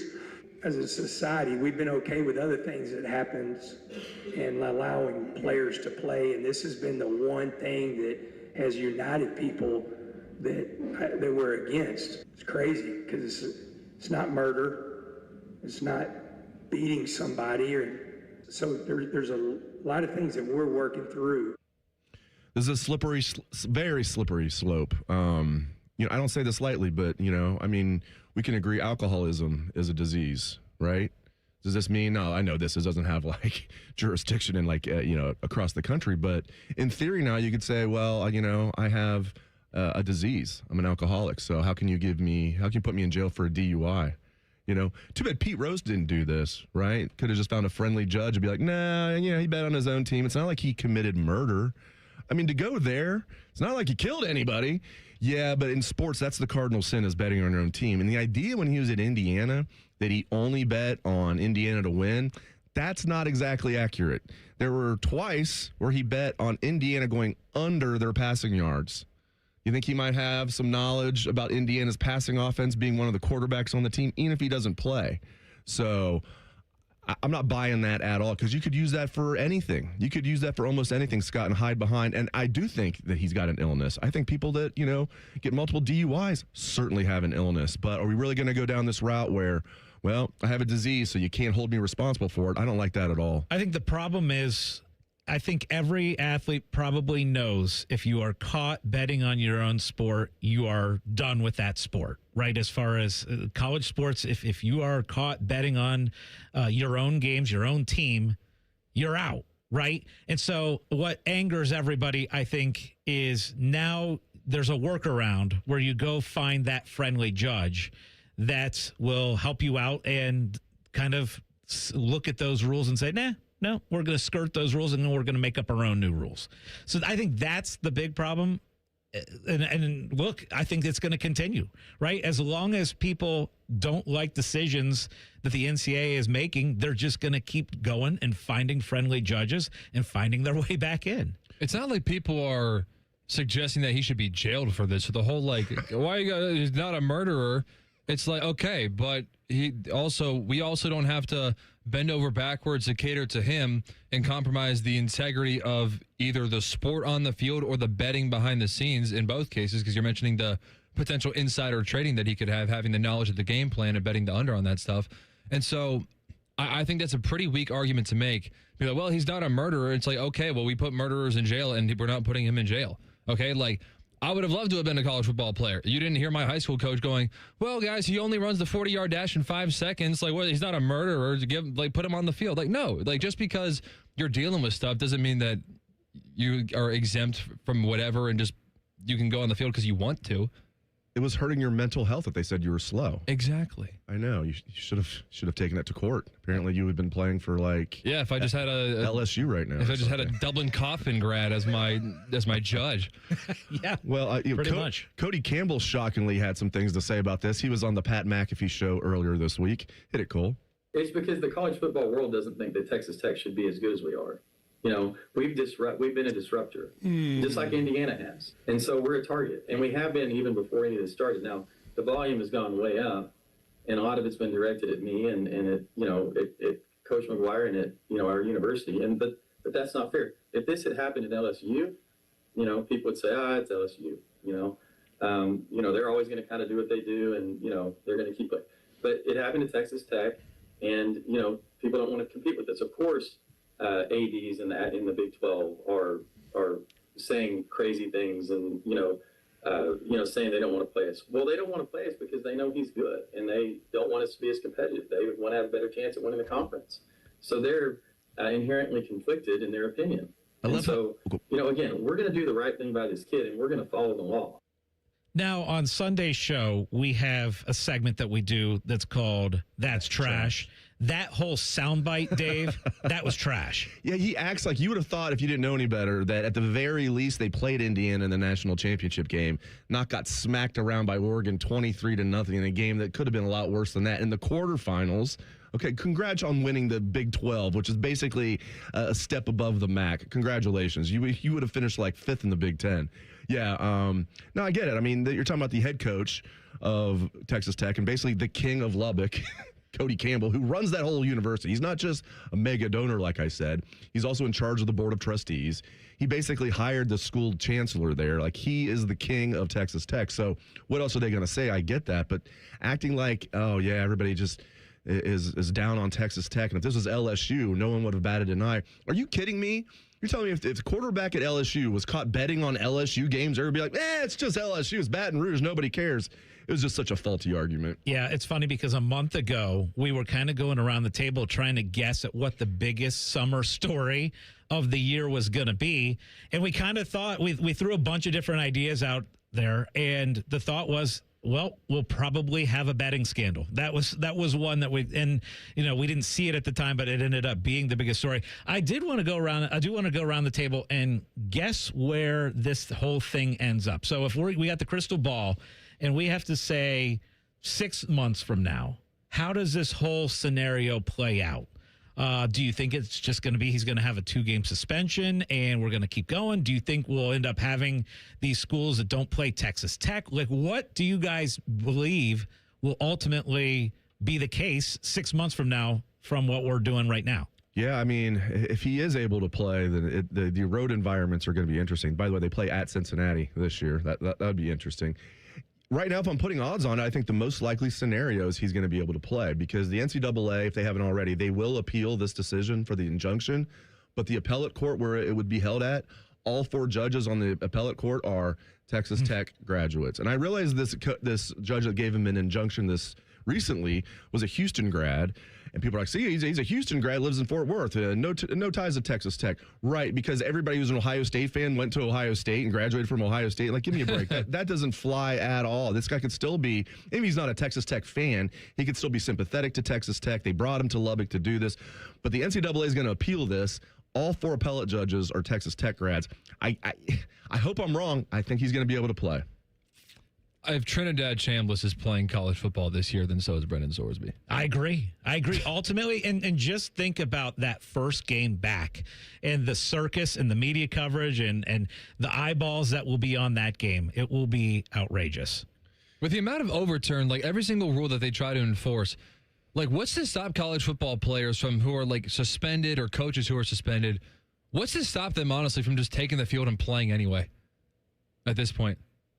Yeah, I mean, Jameis Winston tried to do that once, right? Yeah, where he was suspended and he still came out there with the full uniform and helmet. Yeah, against Syracuse. That's right. They had to tell you that. I completely forgot about that. They all might as well do that. I know we're having fun, but it ticks me off thinking about that 2010 Ohio State team to finish 12-1 and got all of their wins stripped Basically, Jim Tressel forced to leave. All those guys got suspended. Vacating wins is a fake punishment. That Ohio State should just be like, no, we're restoring all this. What are you going to do about the NCAA? You have absolutely no teeth. Well, you better take it to court. I bet you could find a judge in Columbus that would say, no, we're restoring those 12 wins for Ohio State. Absolutely ridiculous. By the way, they didn't take any wins away from Michigan, but they stripped Iowa for wins. It reminds me of the Jerry Tarkanian quote, right? The NCAA is so mad at Kentucky, they're going to hammer Cleveland State. All right, up next is Under Pressure. This is Rothman and Ice. If you consider yourself a Buckeye fan, you've come to the right place. This is your heritage sports talker and home of Ohio State athletics, The Fan, Ohio's sports destination. Care Heating and Cooling. When you need a company you can trust, call 1-800-COOLING. Lanny went to college and racked up huge debt. A little bit over $100,000. For a degree he couldn't use, now what? I had a friend that went to my computer career. They even helped him get hired immediately after graduation. One of the things I love about IT is that you can work from anywhere you want. You could become an IT pro in just months, including cybersecurity and the basics of AI with zero experience at mycomputercareer.edu. My Computer Career, an elite CompTIA certification partner. It worked for me, and I know it can work for you. This is one student's experience. Individual results vary. Indeed presents hires you can't afford to get wrong, like a hospitality manager at a 5-star hotel. So I just checked into room 318, but someone was in there. Room 318. Oh, you were supposed to be booked in 813, which is now booked. So what do we do? How about rock, paper, scissors for who gets the bid? This is a job for sponsored jobs. This is what happens when you don't sponsor your job on Indeed. Next time, get matched with quality candidates with Indeed sponsored jobs. Visit Indeed.com/hire now and sponsor your job today.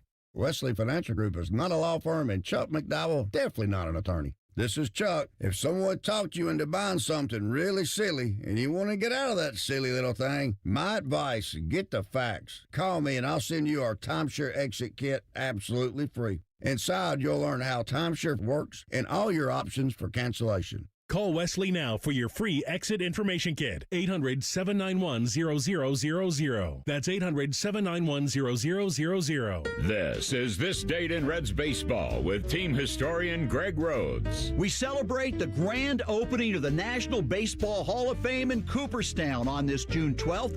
It happened back in 1939. The Hall of Fame in Cooperstown opening for the first time. Over the years, many Reds greats have been elected, including Johnny Bench, Ernie Lombardi, Joe Morgan, Tony Perez, Barry Larkin, and Sparky Anderson. But what a lineup they had for that grand opening. Some of the players receiving their plaques that day included Cy Young, Tris Speaker, Walter Johnson, Ty Cobb, and of course the one and only Babe Ruth. What an all-time all-star team. A Hall of Fame day this June 12th. This date in Reds baseball. This Date in Reds Baseball is brought to you by the Cincinnati Reds Hall of Fame and Museum, presented by Dinsmore. Celebrating greatness, preserving history, providing inspiration. Dip it, dunk it, smother it. It's queso gone wild at Hothead Burritos. Try our new loaded potatoes covered in queso and topped off with hardwood smoked bacon, burritos, bowls, nachos, and more. Hothead Burritos. Get up and get you some queso. Hello, it's John Kozik, founder and president of TurboTrack Realty, and I buy real estate as is, fast for cash. Give us a call today for an all-cash offer at 614-470-2000, 614-470-2000. I buy vacant properties, inherited homes, divorce situations, death in the family, apartment buildings, commercial properties. I even buy my tenants won't pay me the rent houses. Give us a call today for an all-cash offer at 614-470-2000, 614-470-2000. Feeling stressed or overwhelmed? Not sure how to get the mental health help you need? We've got your back. Call the Mental Health Insurance Assistance Office at 855-438-6442. We'll help you figure out what mental health benefits may be in your health plan. No more confusion, just the support you deserve. Call the Mental Health Insurance Assistance Office at 855-438-6442. Tita Green with Skip Mosick. Saturday, we're at Scioto Country Club to talk some U.S. Senior Open with honorary chair, former Buckeye Michael Redd, plus Golf Channel's Ron Syrak. Tita Green with Skip Mosick. Saturday mornings at 9 on The Fan. Fan weather. From the Logan AC and Heat Services Weather Center. Mostly cloudy skies will turn into sunshine throughout the day today with gradual clearing. Highs getting in the mid to low 80s. And then for tonight, clear skies with lows down into the 60s. We will kick off your weekend on Saturday with plenty of sunshine in the forecast and highs getting in the mid to upper 80s. For the Fan, I'm meteorologist Meredith Garfalo with the 10 weather impact forecast. 1, 2, 3. Here in the Fan is always football o'clock. Proud to be your home of the Buckeyes, Browns, and all the NFL games you can handle. The Fan.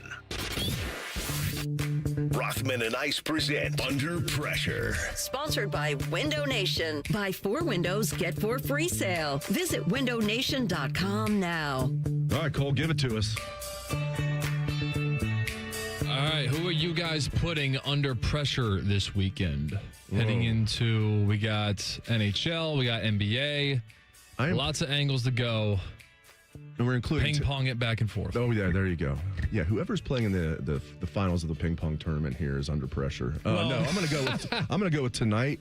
United States men's national team. They don't have to win tonight to advance, but man, it'd be like, I was looking at ESPN this morning, like their simulator, it'd be like around 96, 97% chance that the U.S. men's national team will get out of their group if they win tonight. And, I just think the pressure's on the team in general. This is supposed to be the golden generation. Live up to it. I mean, there's no question the most pressure of the weekend is tonight in Team USA because you're the host country. If you lose, that's devastating. So, yeah, obviously tons of pressure on them.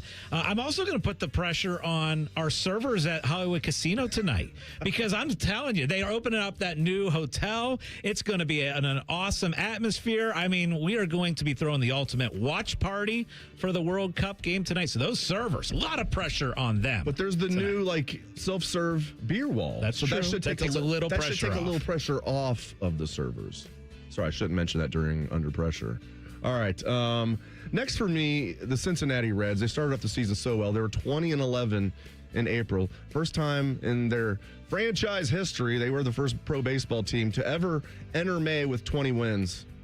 And I don't think they've won a game since. I'm only slightly exaggerating. They've won a few games since, but they got to get back. They got to get back to playing some solid baseball. They host the D-backs. They had a day off yesterday. Hosting the D-backs for a 3-game series. The pressure's on the Cincinnati Reds to get back to 500. So I'm going to give you a really weird one. And it's Pat Narduzzi, Pitt football coach, is under pressure. And I'll tell you why, Dave. Because he had Mr. Beast on campus. And Mr. Beast obviously has a ton of money. And Mr. Beast is kind of put out there that he is interested in getting in the NIL game.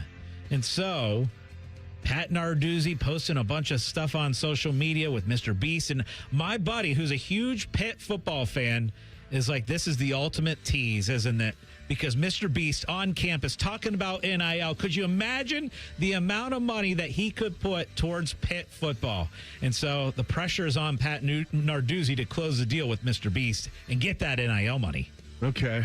I'll go Ohio State men's basketball. They still haven't signed a GM, have they? No. How have they not hired a GM? It's ridiculous. I think NIL is kind of important.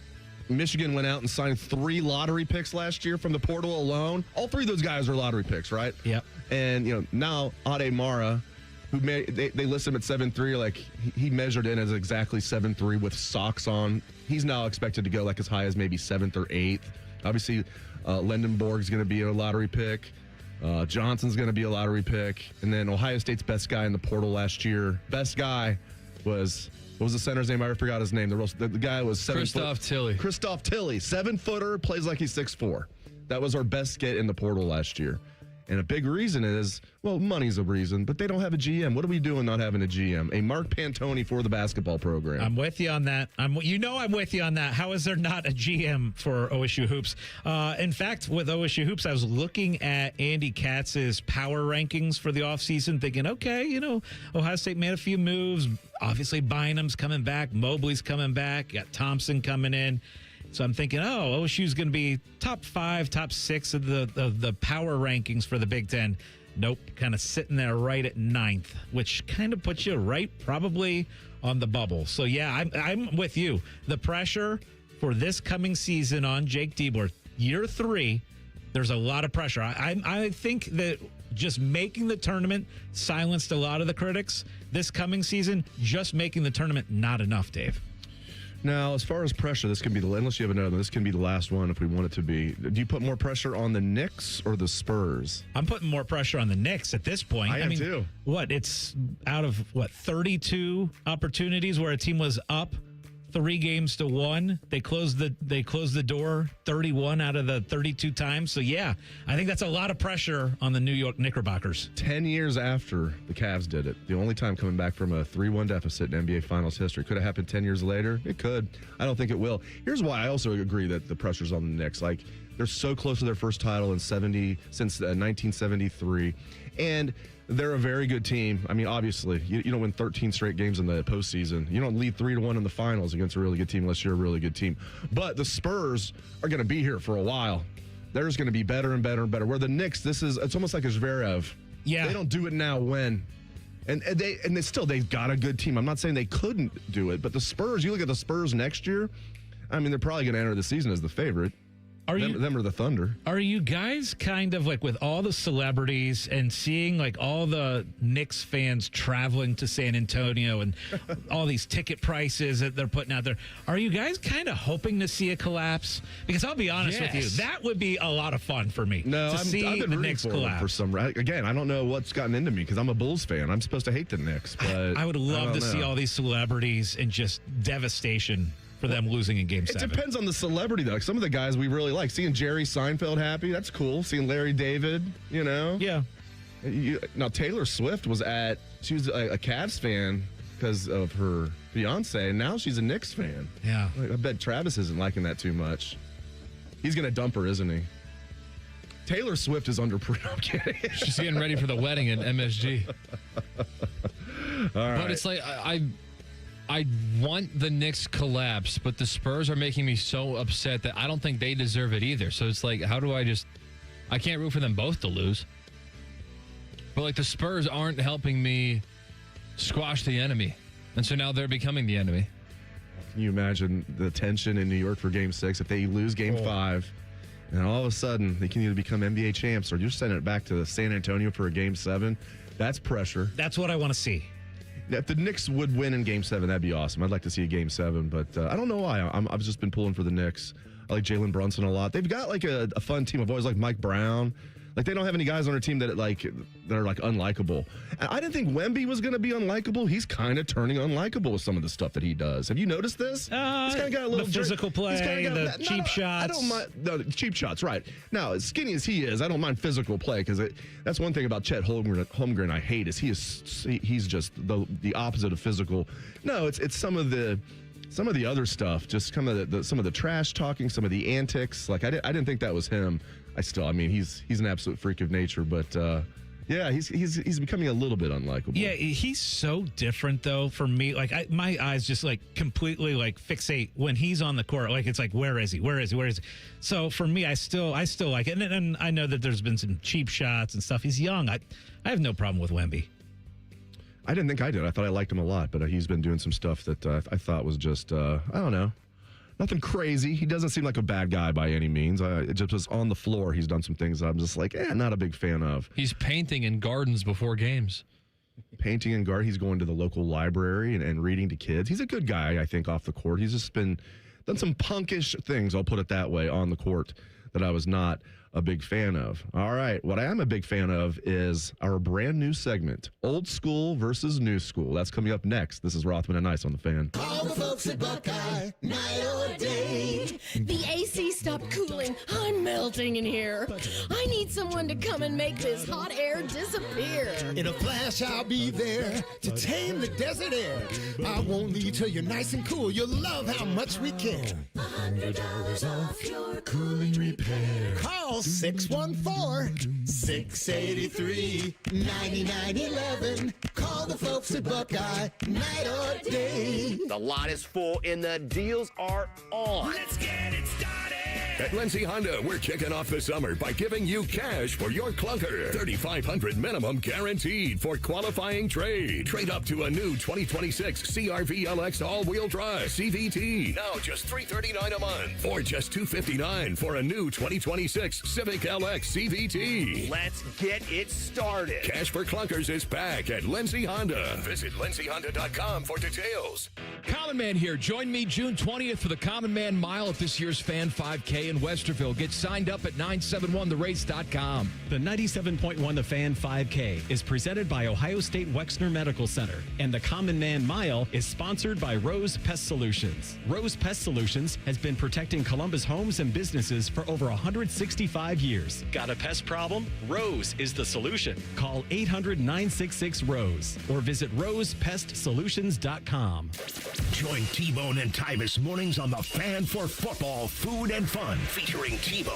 Now, when you were talking about the football stuff, I was listening, but when you said Waffle House, I leaned forward in my chair. And national champ Tybus Powell. I was staring myself in the mirror for a good 10 minutes today looking at it. Where they solve all the world's complex problems. We're not putting the toothpaste back in the toothpaste container. Sponsored by Capital Ford of Columbus. Football, food, and fun with T-Bone and Tybus. Weekday mornings from 6 to 9 on The Fan.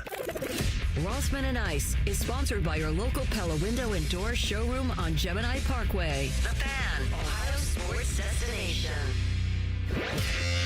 Like trying to snap a picture of Bigfoot. Nobody has ever witnessed Maddie eating a carb.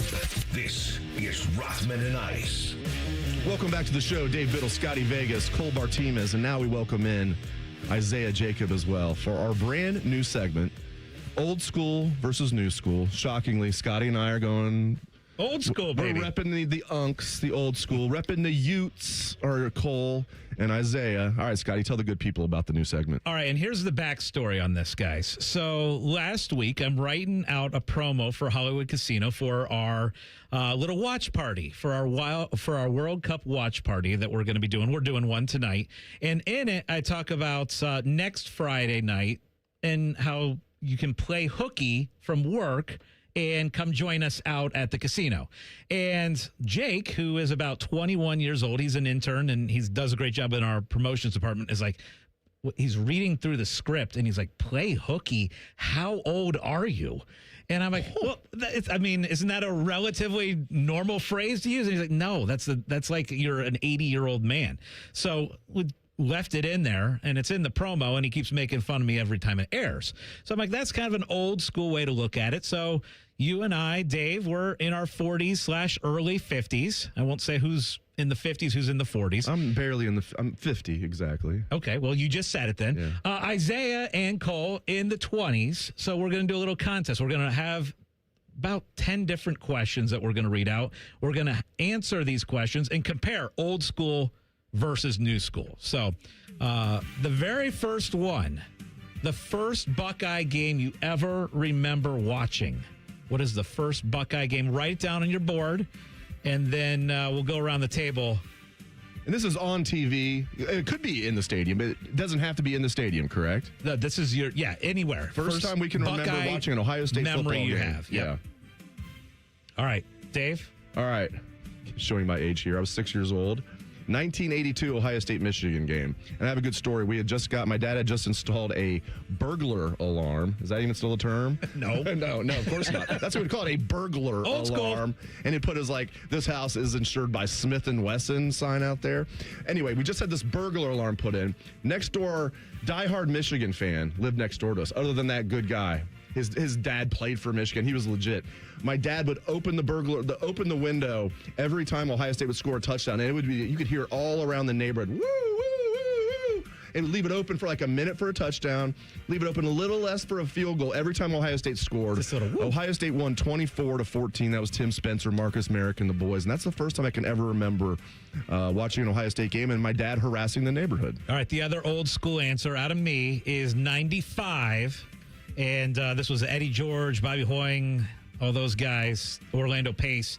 95, the kickoff classic. And it was Ohio State and Boston College. And that was the first game on the run for Eddie to win the Heisman. So that's my first OSU football memory. That's old school. What's new school? For me, the very first time, and it's hilarious because the very first time that I remember watching a game, I also cried during the game. Oh. And this would be the OSU Florida National Championship game. That was the first game that I can recall. Clearly, I watched games before that because I was emotionally attached enough to cry during the game, but I cannot remember games before that. So that is my first memory. Teddy Ginn. I got Zeke beat by a year, and it's very on brand for me. I got Ohio State, Notre Dame in the Fiesta Bowl in January 2nd, 2006. Laura Quinn with the split jersey. That would be the first one that I recall, which is a little bit shocking. I thought it'd be sooner than that because the first football game I remember, period, would have been the Patriots-Panthers Super Bowl. So I would have been 4. Except I would have been 6 years old for this Buckeye game. And I was at that game that you're talking about, Cole. That Fiesta Bowl. I was out at that. Yeah. That was back in the outdoor stadium. It was. Yeah, it was Tempe. That beautiful Sun Devil Stadium. I miss it. All right, next question. Name the Major League Baseball player you grew up loving the most as a kid. Wait, dude, where were you do favorite song? We're skipping ahead. We got a different number. Oh, okay, gotcha. Yeah. I think you know mine, right? Gosh. No, I don't. Eric Davis. Eric Davis. Yep, Eric Davis. I was thinking that it was Eric Davis, but then I was thinking that was also Ryan Baker's. Yep. For me, Chipper Jones. Big Atlanta Braves fan growing up. Wayne. So for me, Larry Chipper Jones. For me, to toss up, I went with 2. Grady Sizemore and Shin Soo Choo are my 2 favorites. I loved Choo 1 year when he was with the Reds. Mm-hmm. Had a good year, too.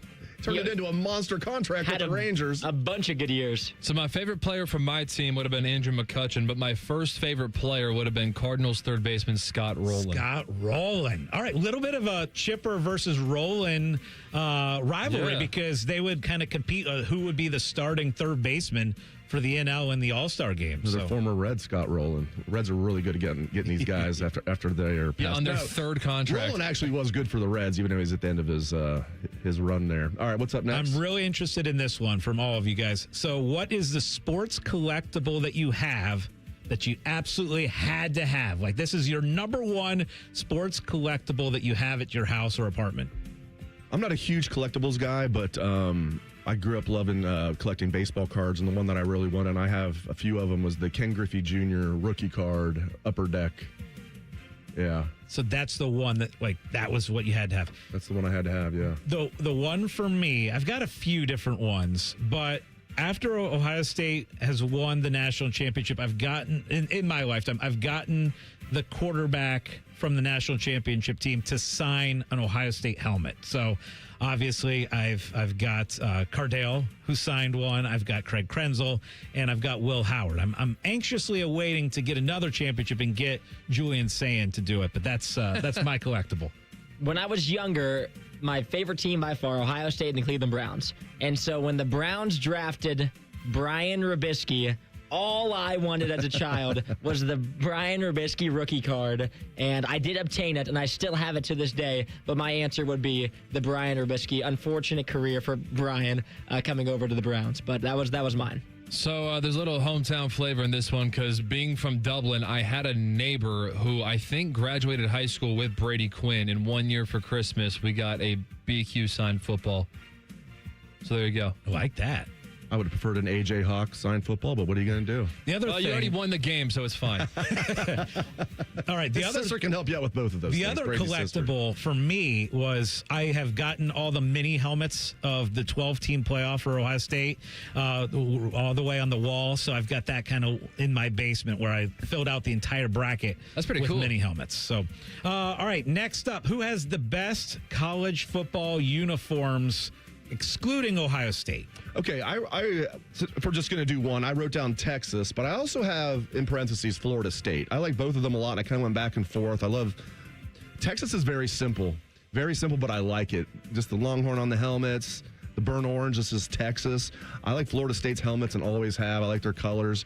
If I had to pick one, it'd be Texas, but it's really close between Texas and Florida State for me. Something about USC's home uniforms for me. Yep. Love them. I love the matchup when USC and UCLA do both their colored jerseys.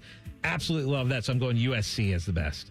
See, I wrote down the first answer, which would be super new school, but I went ahead and crossed it out. That would be Oregon. I knew it. But I moved off of it because, honestly, in this past season, the Powder Blues of Ole Miss, I think, are my new favorite. Those were sweet. College football jersey. I don't like how they're becoming the main jersey, though. I liked them better when they were alternates, and you only saw them once a year. And so now it's like it's less exclusive. I will go either Texas or LSU.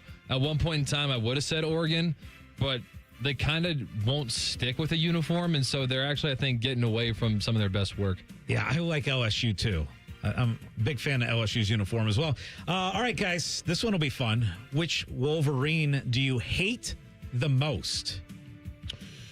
Desmond Howard, for sure. And it's not just, I respect Charles Woodson a lot. You know, he's a Michigan homer, but it's just a different level with Desmond.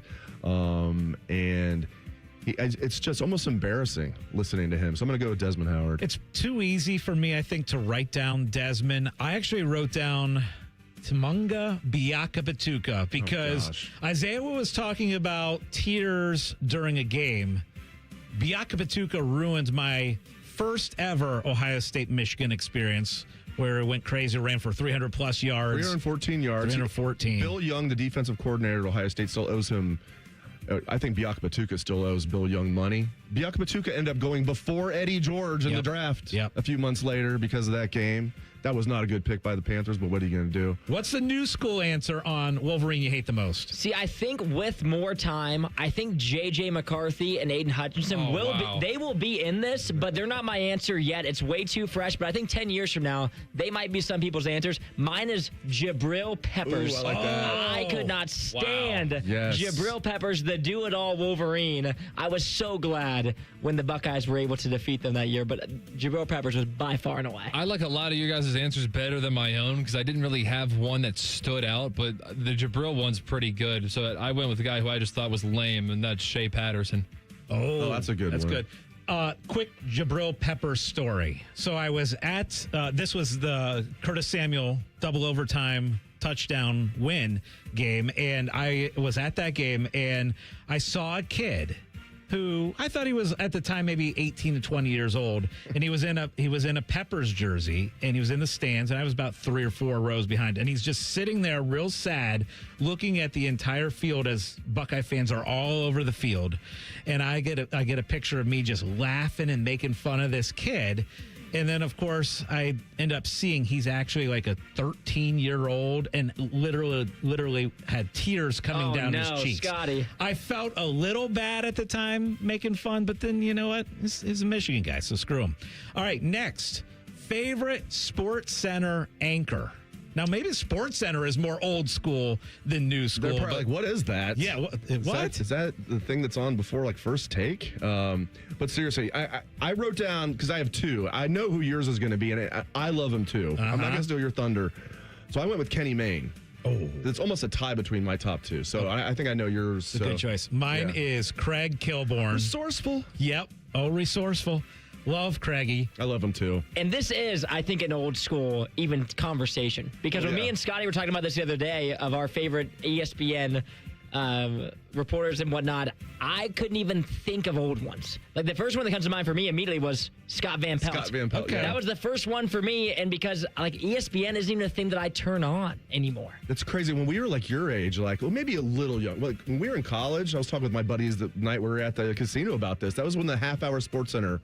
And it would be the 2 a.m. Sports Center, the Feel Good edition. Yeah. And then the next morning, we would watch that same Sports Center. Let's say we started at 9. We'd be watching that till like 11 a.m., maybe 11:30. Watching the same Sports Center over and over and over again. That's how good it was back then. All right, my number 1 is Neil Everett. Oh, that's a good one. And I got 2 honorable mentions. So my dad went to high school with John Butchergross, so there's one honorable mention. And I don't know why she only does tennis coverage now, but I really like Chris McKendry. Yes. She only shows up for the majors. That's true. For tennis. I like that. I forgot that she was a sports center. Yeah. And those are a little old school, right? That's I feel like those guys have been around for a long time. I feel like we need another segment of this. What do you think? More questions. More old school, new school coming at you next. This is Rothman and Ice on The Fan.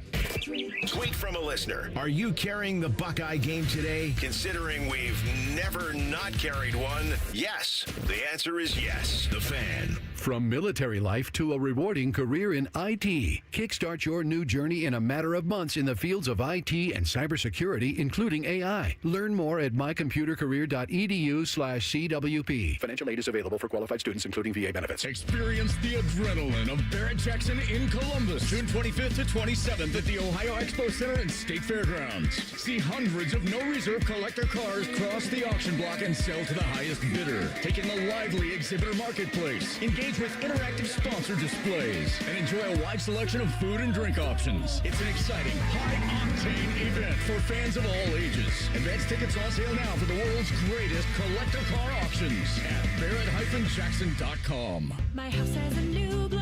I love my windows. Universal Windows Direct. Common Man here for Universal Windows Direct. Right now, buy 4 windows, get 4 free. And 48 months with 0% interest, same as cash. Restrictions apply. Call 614-502-5220. Like me, you'll be saying, I love my windows. I love my windows. They've got that brand new home effect.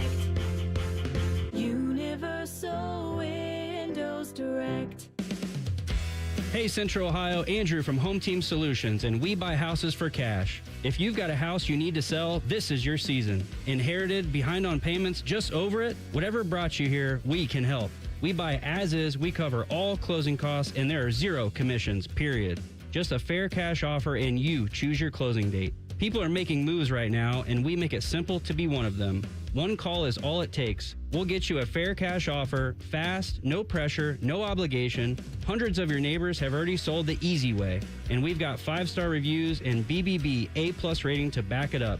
Take what you want, leave what you don't. We're based right here in Columbus, and we're ready when you are. Call us at 614-962-SELL. That's 614-962-7355 or visit selltohometeam.com. Home Team Solutions, local, trusted, family owned. Call 614-962-SELL. That's 614-962-7355. The Reds are on the radio.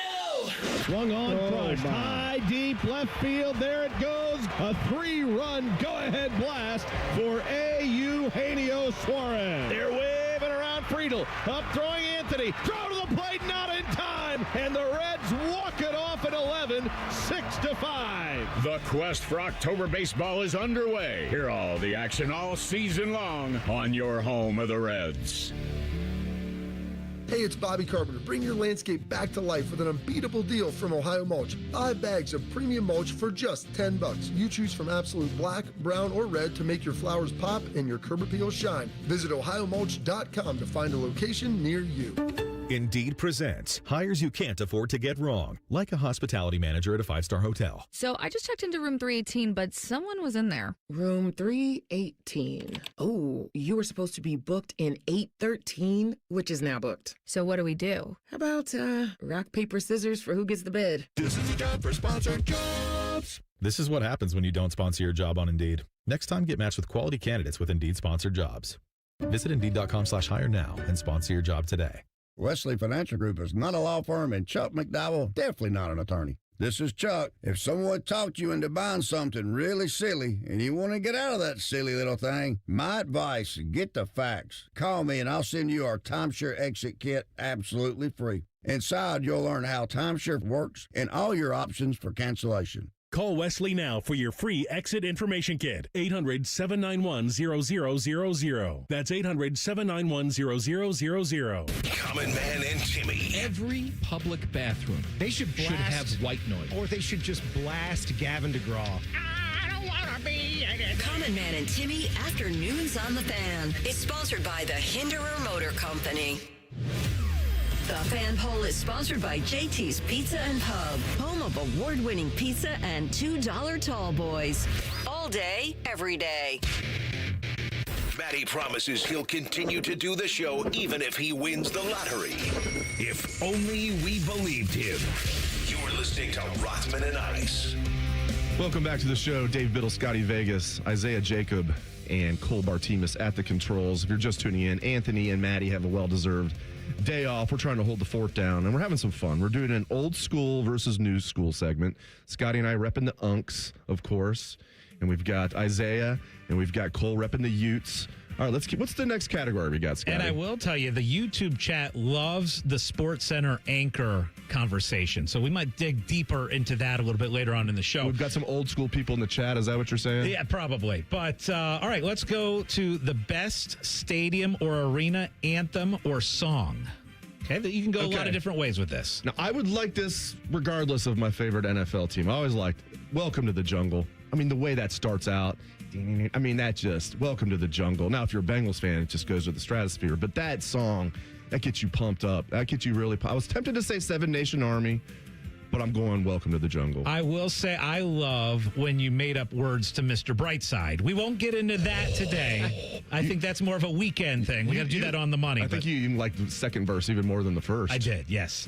All right, so for me, I love when the entire arena or stadium is singing the song. So everybody's got to know the words. So I kind of like the Don't Stop Believin'. I think that's kind of a fun one. And then I use that one for my betting purposes too. Living on a Prayer. We're halfway there on the parlay. So a little Bon Jovi. Yeah. For me, it is no question when you answered this or asked us this. I immediately thought. I see your thing. I was close to putting that. It's Mo Bamba. It is 100%. I immediately go to the Penn State clip where that place is rocking in the White House. It is Mo Bamba. I was flirting with danger, giving a very new school answer. I almost said it, but Seven Nation Army. Yeah, that's Seven an old Nation school. Army. Yeah. It's funny to say that now. That's an old school. I don't even think of that as that old school. Early 2000s, right? I was going to say, if it happened this century, it's got to be it's somewhat new school for me. Next up, sports announcer you can't stand the most. Let me cue up his audio. Jeez. Go ahead. Can I go with Desmond again? He does not. He has done actual announcing. He's bad at that too. Or does that not count? Ooh. Yeah, I think that counts. Okay. He's bad. Desmond gets my vote on that one. What's funny is I was thinking another way. I was thinking kind of all time. And I was thinking Mark May as the commentator that I hated the most. But I like your call on Desmond. It'd be a good battle between Desmond and Mark May. I think for me, it might be Tony Romo. Wow. I think it actually might be Tony Romo. In the beginning, I liked him, but I cannot stand watching him now. I've completely flipped 360 on him. Can you believe that, Jim? Can you believe that, Jim? You ready? Yeah. And it's intercepted at the goal line. Unbelievable. Wow, Jack Sawyer. Gus Johnson is a clown. Oh, he is a caricature of himself. Oh, I didn't even know that was Gus. I knew you were going to say that. See, 100%. the fact that you didn't know that was Gus Johnson just shows that hurts. That he's lost his way. That hurts because he's lost his way. That his call, Ron Lewis's game-winning shot in Lexington.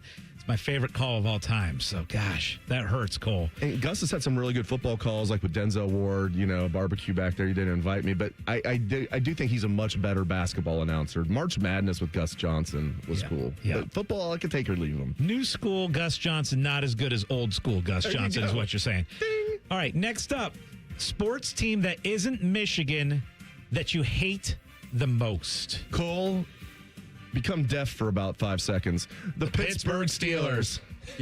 And I will say this though, unlike Michigan, no, I have respect for Michigan's football program when they're not cheating. I have a lot of respect for their football program through the years. I respect the heck out of the Steelers. The reason I hate them is because they've just been torturous to the Bengals for most of my life. So I'll go with the Steelers, even though I respect them. Yeah, for me, all my life I've hated Duke basketball. Big college basketball guy, and honestly, it's mostly just jealousy. But Duke basketball for me. I appreciate that honesty. Yeah. The Pittsburgh Steelers. No questions. Almost ruined my childhood. I can think back to when I was riding the bus in 3rd and 4th grade. It felt like the entire bus were Steelers fans. And I felt like I was being bullied as a Browns fan. In Ohio. In Ohio. I know. It was unbelievable. The Steelers have Troy Polamalu and Big Ben pretty much ruined my childhood on Sundays. Those bandwagon fans on your bus. Jeez.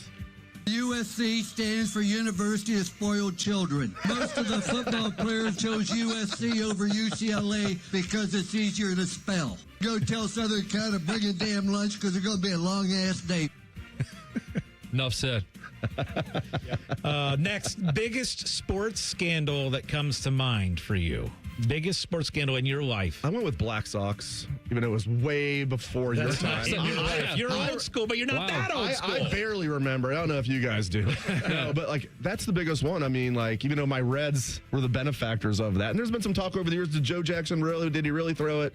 I don't know, man. I mean, you throw the World Series. It's got to be that, in my opinion. For me, I'm going back to baseball in the steroid era. Gosh, that was when I absolutely loved Major League Baseball. And I actually loved the steroid era, the home run chase and all that stuff. It's funny because once the steroid era ended and it was like, not as big of a baseball fan anymore. So that scandal I loved. And the pitchers were using too. I always point this out. It'd be one thing if Barry Bonds was using and McGuire's using and Sosa's using and Roger Clemens is out there completely clean and Andy Pettitte. They were all using. So I'm one of these guys. I think Bonds' record should not have an asterisk by it because he was facing guys that were using too. Go ahead, Isaiah. 100% Deflategate. Right off the rip, when you said scandal, I immediately thought Deflategate was the first thing that came to mind. That's a good one. Not to make it weird, but Penn State. That's definitely what I think of. Oh, that's a yep. If that's considered, I mean, and it is. I mean, yeah, that's a scandal. By the way, definitely a scandal. So funny how a couple of segments ago, Scotty Vegas was trying to be nice, being like, I won't say who's in his 40s and who's in his 50s, and then Dave Biddle's like, yeah, man, the Black Sox, biggest scandal of my life. Amen out. I remember Joe. I remember it well. Moonlight Graham, we're going to get him. I was like, well, the Reds won, so who am I to pick on the shoeless Joe Jackson and the Black Sox? All right, we got one more, I believe, right. or two more. Two more. Let's go with two more quickly. And this is a really random one. Who is the first Chargers player that comes to mind? Real quick, no thinking. First Chargers. LaDainian Tomlinson. I'm going to go Ryan Leaf. LaDainian Tomlinson was also for me. Second, maybe Sean Marion would be the second one. I was thinking Phillip Rivers. I actually thought of Drew Brees before I thought of Phillip Rivers for some odd reason. Wow. I don't know why I thought of Ryan Leaf. Eli Manning. Yeah. He was drafted there by you go. them. I'm joking. All right, last one. One obscure athlete from when we were 16 years old. Okay, so that would have been 1992. I'm going to go with Ohio State running back who was drafted as a defensive back in the NFL, Butler Binote. Okay, so Butler Binote. That's a good one. All right, I'm going to go obscure Buckeye too. Let's see, 16 would have been about 2000. Let me go with Kenyon Rambo. Ooh, I like that. As my very random player. The first person that came to mind for me when I was 16 years old would be Paxton Lynch, quarterback from Northern Illinois. He's in the Heisman race for a little bit. I can remember watching him on TV, and I don't know why, but it's stuck in my brain for years, the wanting him to be good. I don't have a damn clue why I thought of this dude, but 2015, I would have been 16 years old. How about Blue Jays reliever Brett Cecil? That is very random. That was random. There you go. That was a lot of fun, guys. As obscure as I can get for you. A lot of fun. All right, up next is a deeper dive. This is Rothman Ice on the Fan. There's nothing Bo Bishop can't do well, except find competent co-hosts.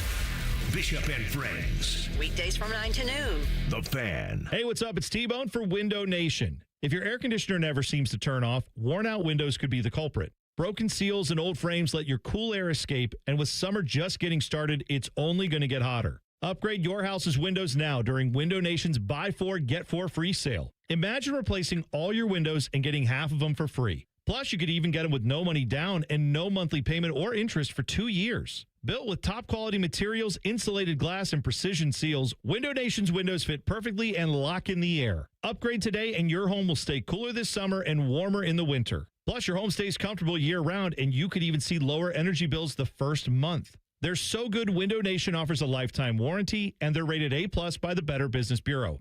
Don't wait to put an end to your window problems. Save big with Window Nation's Buy 4, Get 4 free sale going on now. Sale ends soon, so visit windownation.com to book a consultation. That's windownation.com. Window Nation, a proud partner of Wounded Warrior Project. I'm John Morgan of Morgan & Morgan. After suffering an injury, you may face many hard questions. What will tomorrow bring? Which firm should I choose to represent me and my family? At Morgan & Morgan, we will hold your hand every step of the way. From our one-click sign-up, mobile apps, and 24/7 availability, we make it easy to get your case started right from the comfort of your couch. All firms are not the same. The choice is easy. Morgan & Morgan, for the people. Injured? Dial pound law. Morgan & Morgan, Ohio office located at 600 Vine Street, Cincinnati. Prior results do not guarantee a similar outcome.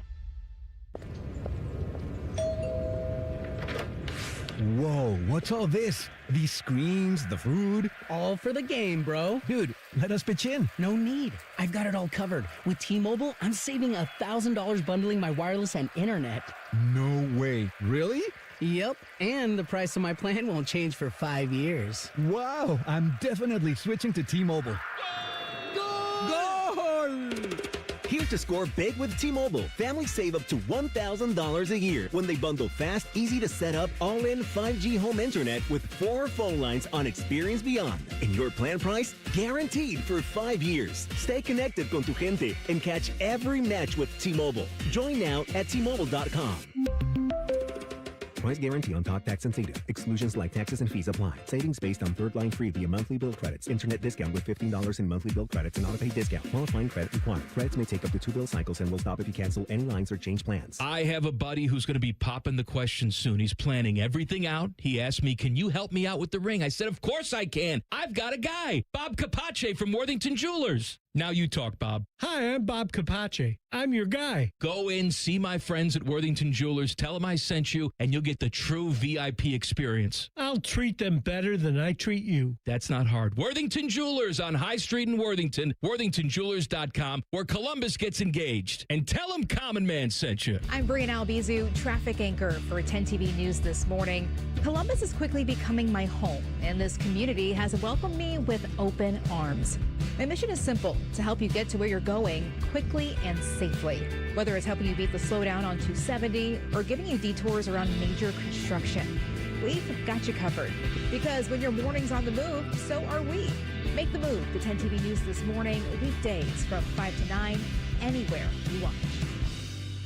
Are you ready to move? With CME Federal Credit Union, you can start your home buying journey.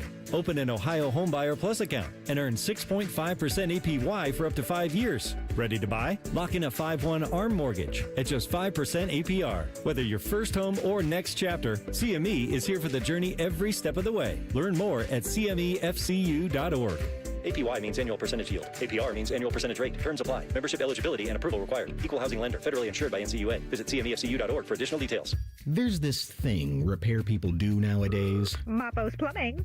Sure. We do have a dispatch fee. It's $1 zillion. A dispatch fee, a trip charge, going out to your house bill. Bippity Bing Bong Electrical. Our trip charge is a nice new car. But not Apex Pros, the pros who knows. When you call Apex for repairs on your AC, plumbing, or electric, there's no dispatch fee. Thank you for calling Apex Pros. Why would we? Kinda silly to ask for money before we do anything, isn't it?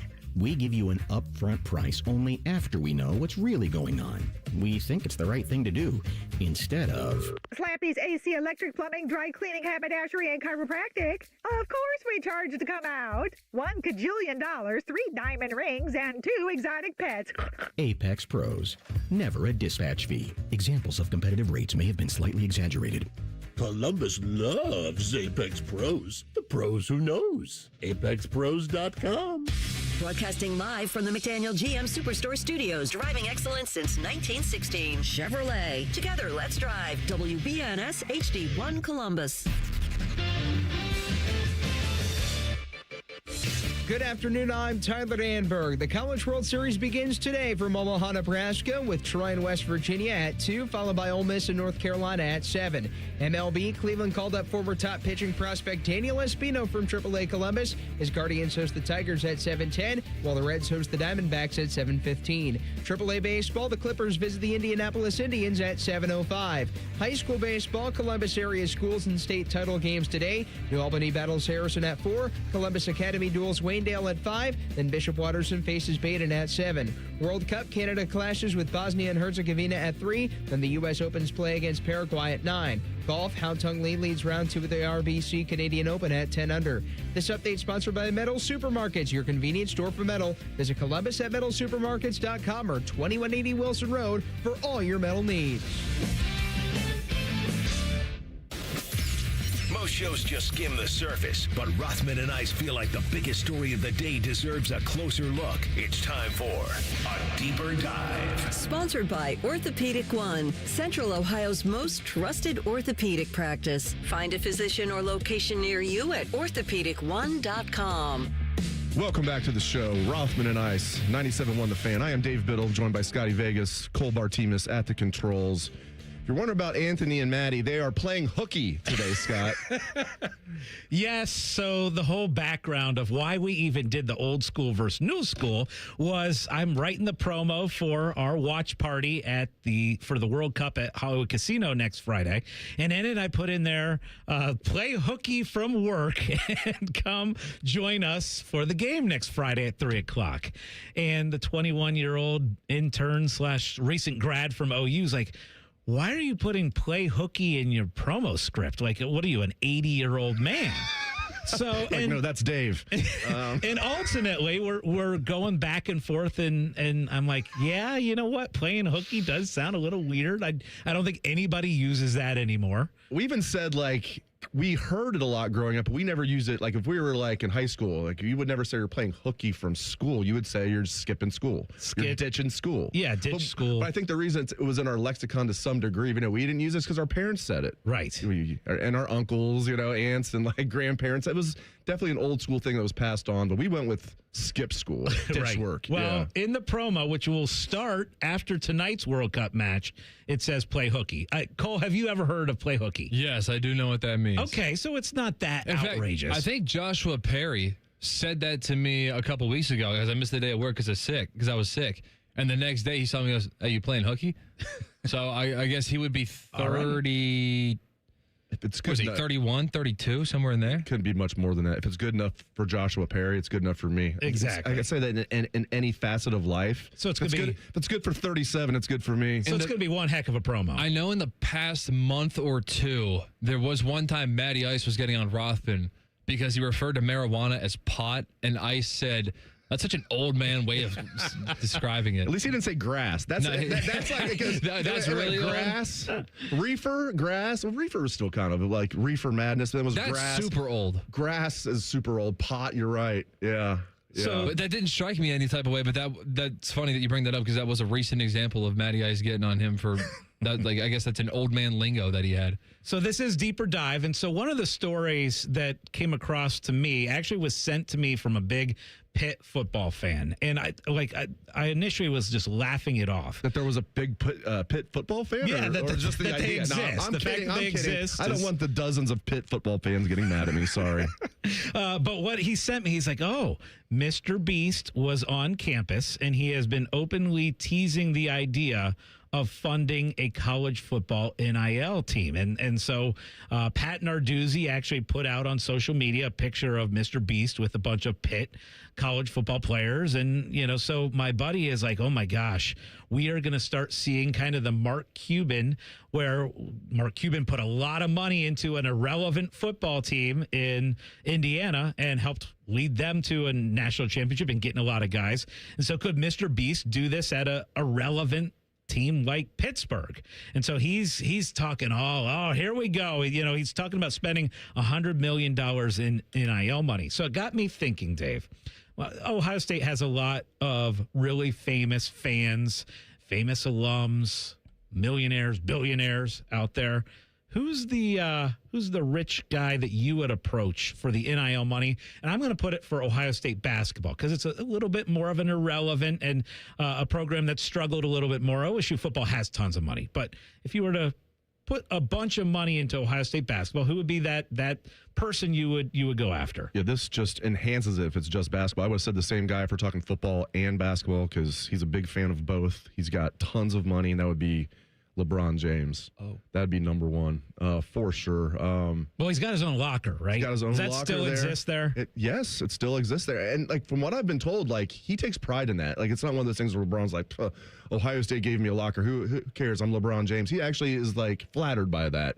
So I imagine Gene Smith reached out to him. I imagine Ross Bjork has. But if they haven't, that would be, well, Gene doesn't need to reach out to him. I'm sure if Ross hasn't, hopefully he does. LeBron would be my number one, though. So I pulled up a list, guys, of, then I asked AI, hey, produce me a list of remarkable people from Ohio who have a lot of money that you could approach. And so here's the list of just some names, big names, and we're talking NIL donations. So here's what they threw out. They threw out Drew Carey and his connection to Cleveland, Dave Chappelle. Ooh. Yeah, how about that? I don't know if he really likes Ohio State. I don't think he hates Ohio State. Yellow Springs, he owns the whole town, as he likes to say. Ooh, that'd be a good one. We've got Halle Berry, born in Cleveland.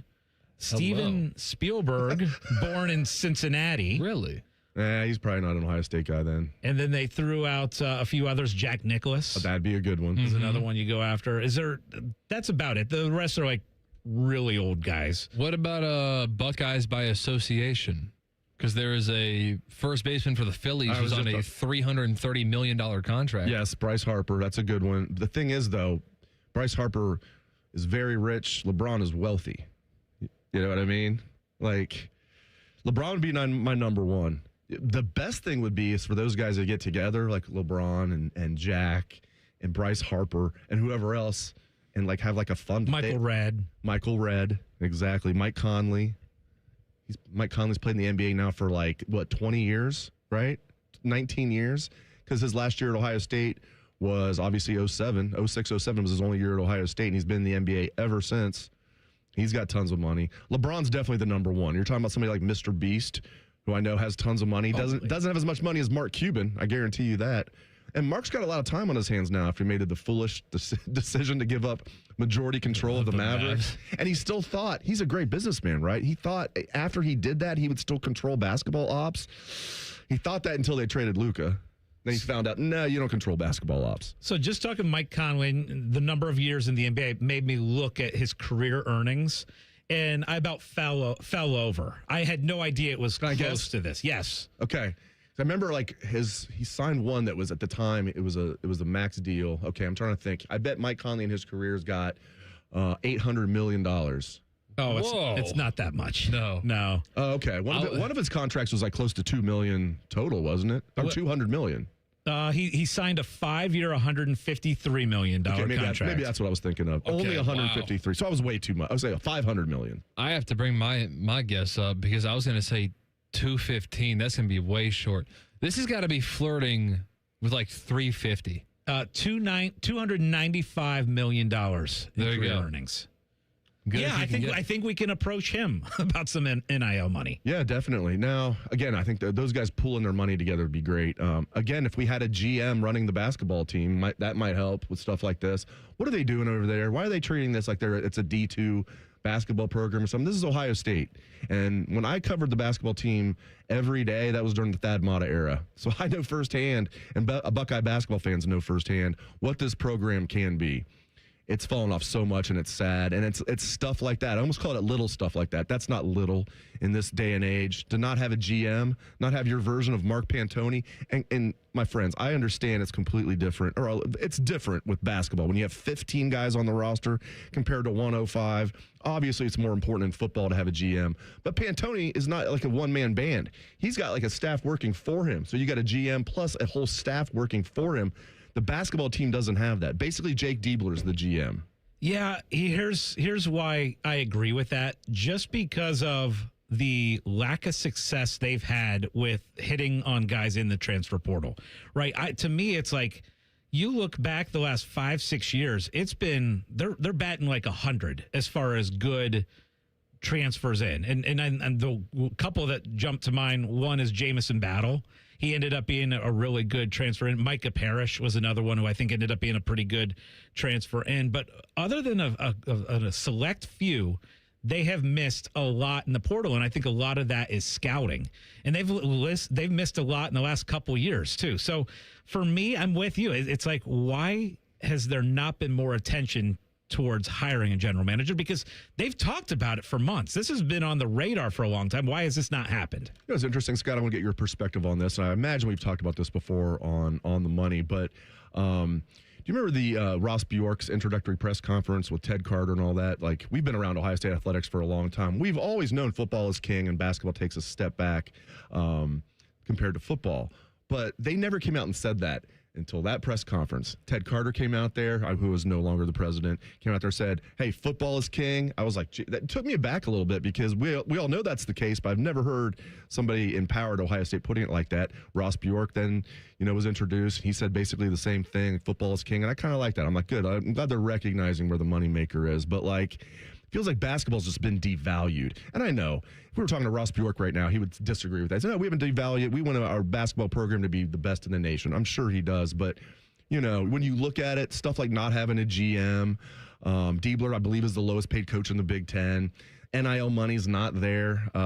It's like it's not a forgotten thing, Scotty, with basketball. But, I tell you what, they lived up to it. Football's definitely king, and basketball's taking a huge backseat. So one thing that did bother me, guys, is the fact that Michigan wins a national championship in basketball. We saw a few years ago when this happened in football, and then the offseason for Ohio State, as soon as Michigan football won a national championship, OSU ended up emptying the pockets and, okay, we are going to spend. We are going to make sure that we are the elite of the elite, and then they win the national championship the next year. Ohio State basketball sees Michigan basketball win a national championship, and I just didn't see the urgency, okay, we see Michigan can do it. They can get to the mountaintop. Now we need to really focus and get ourselves up there. And I think they've had an okay offseason. I don't dislike a lot of their ads in the transfer portal and the hirings as far as assistant coaches, but nothing was a splash, right? And after seeing your rival win a national championship, I expected a splash in this offseason. Up next is Pre-Snap Reads. This is Rothman Ice on The Fan. We're the highest rated sports radio station in America. There's no joke there. We just are. The Fan, Ohio's sports destination. Scotty Vegas here, and my wife caught me in the garage just staring at my beautiful new Bronco from Krieger Ford. I'm in love. The buying process at Krieger Ford was amazing. Quick, no pressure, fun, in and out so fast I couldn't believe it. I was prepared to spend all day looking at cars. Instead, I got my shiny new red Bronco out of the showroom in no time. If you're looking for a new car for the summer, visit Krieger Ford on Morse Road. Krieger Ford is my winning bet. Visit KriegerFord.com today. High energy bills? Your HVAC system could be the reason. Save up to $2,000 on a new HVAC system with Columbus Worthington Air. Smart homeowners know an old air conditioner can cost you more every month. Don't let it drain your wallet. Upgrade to efficient, reliable comfort with payment options that fit your budget. Backed by our exceptional service guarantee. Columbus Worthington Air and Bryant Heating and Cooling. Whatever it takes. Visit cwaohio.com/radio for details, terms, and conditions. License number 47543. Hey, John, why so glum? I just got let go. The company's downsizing. This is the third time in the last 2 years. I'm done with this. Have you thought about My Computer Career? I've heard they can train you for a career in IT in just a few months, including cybersecurity and the basics of AI. And you don't need prior training or experience. Now that's a recession-resistant career. Wow, thanks. I'll check them out. Go to mycomputercareer.edu and take the free career evaluation. Mycomputercareer.edu, an Elite CompTIA certification partner. Financial aid is available to those who qualify, including VA benefits. Common Man here. Join me June 20th for the Common Man Mile at this year's Fan 5K in Westerville. Get signed up at 971therace.com. The 97.1 The Fan 5K is presented by Ohio State Wexner Medical Center, and the Common Man Mile is sponsored by Rose Pest Solutions. Rose Pest Solutions has been protecting Columbus homes and businesses for over 165 years. Got a pest problem? Rose is the solution. Call 800-966-ROSE or visit rosepestsolutions.com.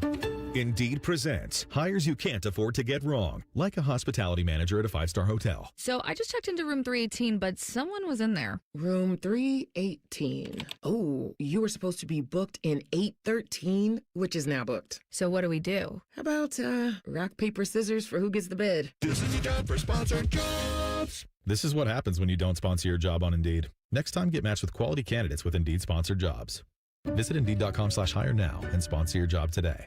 Wesley Financial Group is not a law firm, and Chuck McDowell definitely not an attorney. This is Chuck. If someone talked you into buying something really silly and you want to get out of that silly little thing, my advice, get the facts. Call me and I'll send you our timeshare exit kit absolutely free. Inside, you'll learn how timeshare works and all your options for cancellation. Call Wesley now for your free exit information kit. 800-791-0000. That's 800-791-0000. Hello, it's John Kozik, founder and president of TurboTrack Realty, and I buy real estate as is, fast for cash. Call today for an all-cash offer on any of your properties, and we can close within days at 614-470-2000, 614-470-2000. Do you own a property that's outdated and needs thousands of dollars in repairs? Great, I'll buy it. 614-470-2000, 614-470-2000. Would it be convenient for you if you could simply take what you want and leave the rest behind? Great, I'll buy it. I buy vacant properties, inherited homes, divorce situations, death in the family, foreclosures, commercial properties. I even buy my tenants won't pay me the rent houses. Call today and speak with me, John Kozik, for an all-cash offer and the help you need. At 614-470-2000, 614-470-2000, TurboTrackRealty.com. What's the best way to make sure you don't miss any of your favorite fan shows? I don't know. Download the Fan app, silly. Ah, damn it, I knew that. App Store, Google Play, or just scream right at your phone. Psst, you can also listen to Buckeye games. Do it now. Fan weather. From the Logan AC and Heat Services Weather Center. Mostly cloudy skies will turn into sunshine throughout the day today with gradual clearing. Highs getting in the mid to low 80s. And then for tonight, clear skies with lows down into the 60s. We will kick off your weekend on Saturday with plenty of sunshine in the forecast and highs getting in the mid to upper 80s. For the Fan, I'm meteorologist Meredith Garfalo with the 10 weather impact forecast. If the sound of another man slammed against plexiglass turns you on, you've come to the right place. Proud to be your home for Jackets hockey. The Fan, Ohio sports destination. Rothman Ice present Pre-Snap Reads. Sponsored by Dr. Mark Levy. If you're snoring and not sleeping, call Dr. Mark Levy today at 1-800-MORE-SLEEP. All right, pre-snap reads. I imagine, Cole, there's not a lot of times when the star players of the Baltimore Ravens and Cincinnati Bengals are in congruence celebrating over something, but if a certain sack maniac gets traded out of the division, they like that. Let's hear from Jamar Chase and Lamar Jackson. Here's Lamar Jackson first. Yes. I'm gonna see him too. But then we got the other guy from the he good too, so man, shouts out to him, shouts out to Miles, congratulations on that. But yes, that's awesome. So he says that's awesome as the Myles Garrett getting traded out of the division. Here's Jamar Chase. Good for us. I don't really care, but good for us, Yeah. What was your reaction when you saw that come down? Yay, and then back to practice. I mean, I really don't care at the end of the day, but, it's just making it a little more of a chance, We've always had a chance, but, higher chance now. I love Jamar Chase. His voice cracks me up, though. He's got a funny voice. It's not like an Evan Turner funny voice, right, but it's like approaching those levels. Evan Turner, who sounded like a Muppet, but we love it. We love Evan Turner around here. All right, what else you got, my friend? Well, there you go. What I wanted to know from you guys is, as it pertains, and we've talked a lot about this on our show, is that from the Myles Garrett angle, it's frustrating for Browns fans to lose somebody who really was like your only sense of hope, because the last season for the Browns really was so centered around Myles Garrett's sack record up to a certain point. And so now that you don't even have that, entering this season where you have like this kind of doomsday quarterback battle between Deshaun Watson and Shedeur Sanders, where, it's kind of just from chatter and airtime, it's kind of seeming like Deshaun Watson's the favorite at this point. And so it's such a tough situation for Browns fans to be in. However, we were able to, because the news broke in the middle of our show when it took place, but it does make a lot of sense for Browns fans. Jared Verse, you have a lot of club control with him. So he's young. You have him for 3 years on his rookie contract, and I assume you'll extend him. So let's just say 7 years total. But it's tough, guys, for Browns fans to see Myles Garrett go.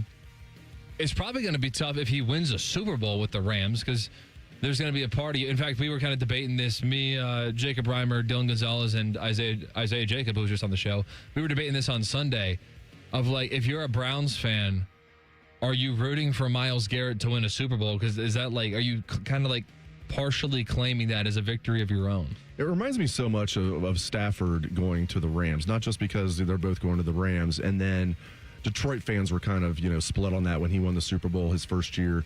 But then what happened to Detroit? After all those bad years, they decided, okay, finally we're going to rebuild. And look, it didn't take them very long to have a really good team. So I think it was a great trade for the Browns. I think it was a great trade for the Rams. I think it's going to be one of those trades we look back on that was great for both teams.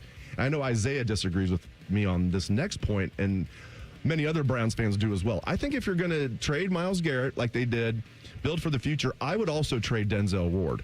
And I know, like Isaiah's point is, that'd be like a lot to handle in one offseason. You lose Myles Garrett and Denzel Ward. Yeah, but do you want to go all in on your plan or kind of go like a little bit more than half in? Like if I'm trading Myles Garrett and building for the future, I'm trading Denzel Ward, getting extra picks, maybe a young player, a young defensive back in the Jared Verse mold, stack some picks. I would basically tank this year so I could get the best picks available next year. I would trade Denzel Ward, but I think the Myles Garrett trade, I think that was a good trade for both teams. And I don't know. I think Browns fans are definitely going to have mixed emotions. I don't think they're going to be sad if he wins the Super Bowl because they know they weren't going to win the Super Bowl, but they're probably going to be like, damn it, I wish he would have like been a Brown to win a Super Bowl. Yeah, I know. It kind of feels both ways, right? Like, Yeah. like if one of my favorite players gets traded to another team and they end up winning it all, it's like, it's a mixed emotions. I feel like is the best way to describe that. But like I'm all in with you. Like I feel like it's got to be full on tank. It's got to be tank mode. You got to get the best picks that you can at this point. And I think if you're a Browns fan, you're loving the fact that you've made this trade for the future. So for me, I thought it was an A trade for the Browns. I agreed. So yeah, I love it. Totally. And they drafted really well the last couple of years. Like. And Andrew Berry, I think, takes some heat unfairly for the Deshaun Watson. We'll never know for sure. I would bet my life that was Jimmy Haslam 100% pulling the strings on Deshaun Watson. I bet Andrew Berry just had to take one for the team there. He's done a good job drafting. It's going to be really interesting. But, yeah, I think that was a very good trade for the Browns and the Rams. Yeah, it's just how people talk about trades where it's like in your mind, there's got to be a winner and a loser. But when you have two teams that are in two completely different situations in their franchises, it's like, we're getting our share. Neither one cared, basically. And so it did make a lot of sense for the Browns to do that, as tough as that is. I will say this. I'm still a little skeptical on this 2027 quarterback draft class. Not as skeptical as I was going into last year, but like people are still acting like nothing happened with Arch Manning through the first 8 games last year, that he didn't look completely lost. Oh, he turned it on at the end of the year. But now people are still convinced that Arch Manning is going to be the number 1 pick. Maybe he will be. Do we feel like he's a sure thing? People are hyping up Lenora Sellers again. Dante, and I like Dante Moore a lot, but he was inconsistent last year. He's erratic. Like, I don't see a surefire just, okay, this guy's an absolute stud. Now, at this time last year, were we saying that about Fernando Mendoza? No, someone's going to come out of nowhere. But the guys that are kind of the usual suspects up there, I don't know. I'm not saying they're bad quarterbacks. I think C.J. Carr is a very good quarterback. I think Julian Sands should be getting more love like he was midway through last year. People don't even talk about him now. I still think it's a good quarterback class, and we'll find out. Are you buying that this is going to be some great quarterback class? I'm buying the fact that it feels like it's a really deep class. Yes. And so it feels like this coming season you might have 1 or 2 guys that separate. But you're right. Like Mendoza last year at this time was 100-1 to be the number 1 pick in the draft. Like, so we didn't see that one coming at all. Like we figured he could be a fringe first-round pick at this time last year, and he busts out. So, the reason for optimism to me is there is a deep number of guys. There's 5 or 6 that you could name that kind of you feel it could break out this year and separate and maybe be that top 1 or 2 picks. Last year they were talking about Cade Klubnik. Right. Was he like a 7th-round pick or something like that? Like Nussmeier was a 7th-round pick. Klubnik was like 4th or 5th. Okay. Yeah, those are some of the guys. Yeah, even last year, Lenora Sellers was getting a lot of airplay. Carson Beck was too. He ended up finishing the year very strong. Played well against Ohio State. Was the first pick of the 3rd round. So nothing crazy there. Carson Beck will probably start a football game this year. Yes, because their quarterbacks are Gardner Minshew and Jacoby Brissett. Yeah, you use the first pick of the third round. Like, if they fall out of contention, which they're the Cardinals, so they probably will. Hopefully not. They got a ton of Buckeyes on that team. Paris Johnson Jr., Marvin Harrison Jr., and some others. So hopefully they're not bad, but we'll see. Speaking of the Cardinals and their former quarterback, Kyler Murray, I'm not buying it's any type of real competition in Minnesota. He's won that job, and the reporters up there are saying JJ looks erratic during OTAs. And then he was asked about, is there any awkwardness between you and Kyler? And he gave a very awkward answer, JJ did. Kyler was asked the same question, gave a very professional response. And listen, I know Kyler Murray's been a disappointment in the NFL, but I think, especially with what they've done with quarterbacks, in Minnesota, I don't think that that's a legit competition. I think Kyler Murray's going to win the job. And Scotty, I think he's going to at least have a good year up there. It's funny because I do feel like at this point now we got to hesitate a little bit to throw quarterbacks away and call them a bust so quickly because we saw what Sam Darnold did after what everybody assumed was, okay, that he's never going to be an elite quarterback, and now he goes and wins a Super Bowl, and he's an awesome quarterback. So I don't completely want to throw away J.J. McCarthy, but the eye test feels like we should throw away J.J. McCarthy. Yeah. Where do you put Baker in there? Because he actually had success in Cleveland, but then fell off, went to the Panthers and didn't do anything there. Then he went to L.A., which even though it was only a few games, that had to help him being with McVay with the Rams. And now he's like a good quarterback I don't think he's elite. He's good. He's a good starting quarterback. Yeah, but that's another good example of a quarterback that we at one point figured, okay, he's done. Kind of like Justin Fields. We feel like he might have one more shot in him, maybe. But a lot of people are ready to throw him away as a complete bust. I think that was a good pickup by the Chiefs. He's a guy that if now I know Mahomes is coming back from an injury, so there's a chance Justin could start the season, but it sounds like Mahomes is going to start. But if he has to miss a game or two, now if Mahomes has to miss multiple, 5 or 6 games, they might be in big trouble. Fields is a guy that can go in there and win a couple games for you. So I think that was a good pickup for a backup quarterback. All right, up next, we're going to take a 2-minute break, and then it's time for Tell the Truth. This is Rothman and Ice on The Fan. Thinking about making the switch to hybrid or even all-electric? Germain Honda of Dublin has you covered. Explore the Honda hybrid lineup, including the Accord Hybrid, CR-V Hybrid, and Civic Hybrid. Or experience Honda's all-electric Prologue SUV. You'll get the efficiency you want, the reliability Honda is known for, and great offers available across the lineup. See why more Central Ohio drivers are choosing Honda electrified vehicles at Germain Honda of Dublin on Sawmill Road or online at GermainHondaofDublin.com. Hey, what's up? It's T-Bone. It is very difficult these days to find a great deal. Imagine if you had to buy something and you knew you had a certain amount you had to buy, but you got half of it for free unexpectedly. That would be an awesome deal. Well, the good news is Window Nation has that deal going on for you right now. With Window Nation's Buy 4, Get 4 free sale, you could replace all your windows and get half of them for free. Plus, you could even get them with no money down, no monthly payment or interest for 2 years, and you get top quality materials, insulated glass, and precision seals, all at a great price. As the weather continues to get hotter, you're going to run your air conditioner more. If your windows aren't energy efficient, they're letting that cold air out of your house, and you're paying more. Fix that problem with Window Nation. Save big with Window Nation's Buy 4, Get 4 free sale going on now. They even have a lifetime warranty on these windows. Check out windownation.com to book your consultation today. That's windownation.com. Window Nation, proud partner of the Wounded Warrior Project. The buzz is real at Zoombezi Bay's award-winning conservation tower. 3 all-new water slides, 1 thrilling experience. Make your splash at ZoombeziBay.com. Care Heating and Cooling. Honest technicians, honest pricing. Call 1-800-COOLING. Rothman and Ice is sponsored by your local Pella Window and Door showroom on Gemini Parkway. The Fan, Ohio sports destination. Anthony's hidden talent is weaving a movie quote into every conversation. It's mostly not annoying. You're listening to Rothman and Ice. All right, I said we're going to do some Tell the Truth. I'm going to have to tell the truth. That's actually the next segment. So right now we're going to talk some Ohio State football. Does that count towards our total?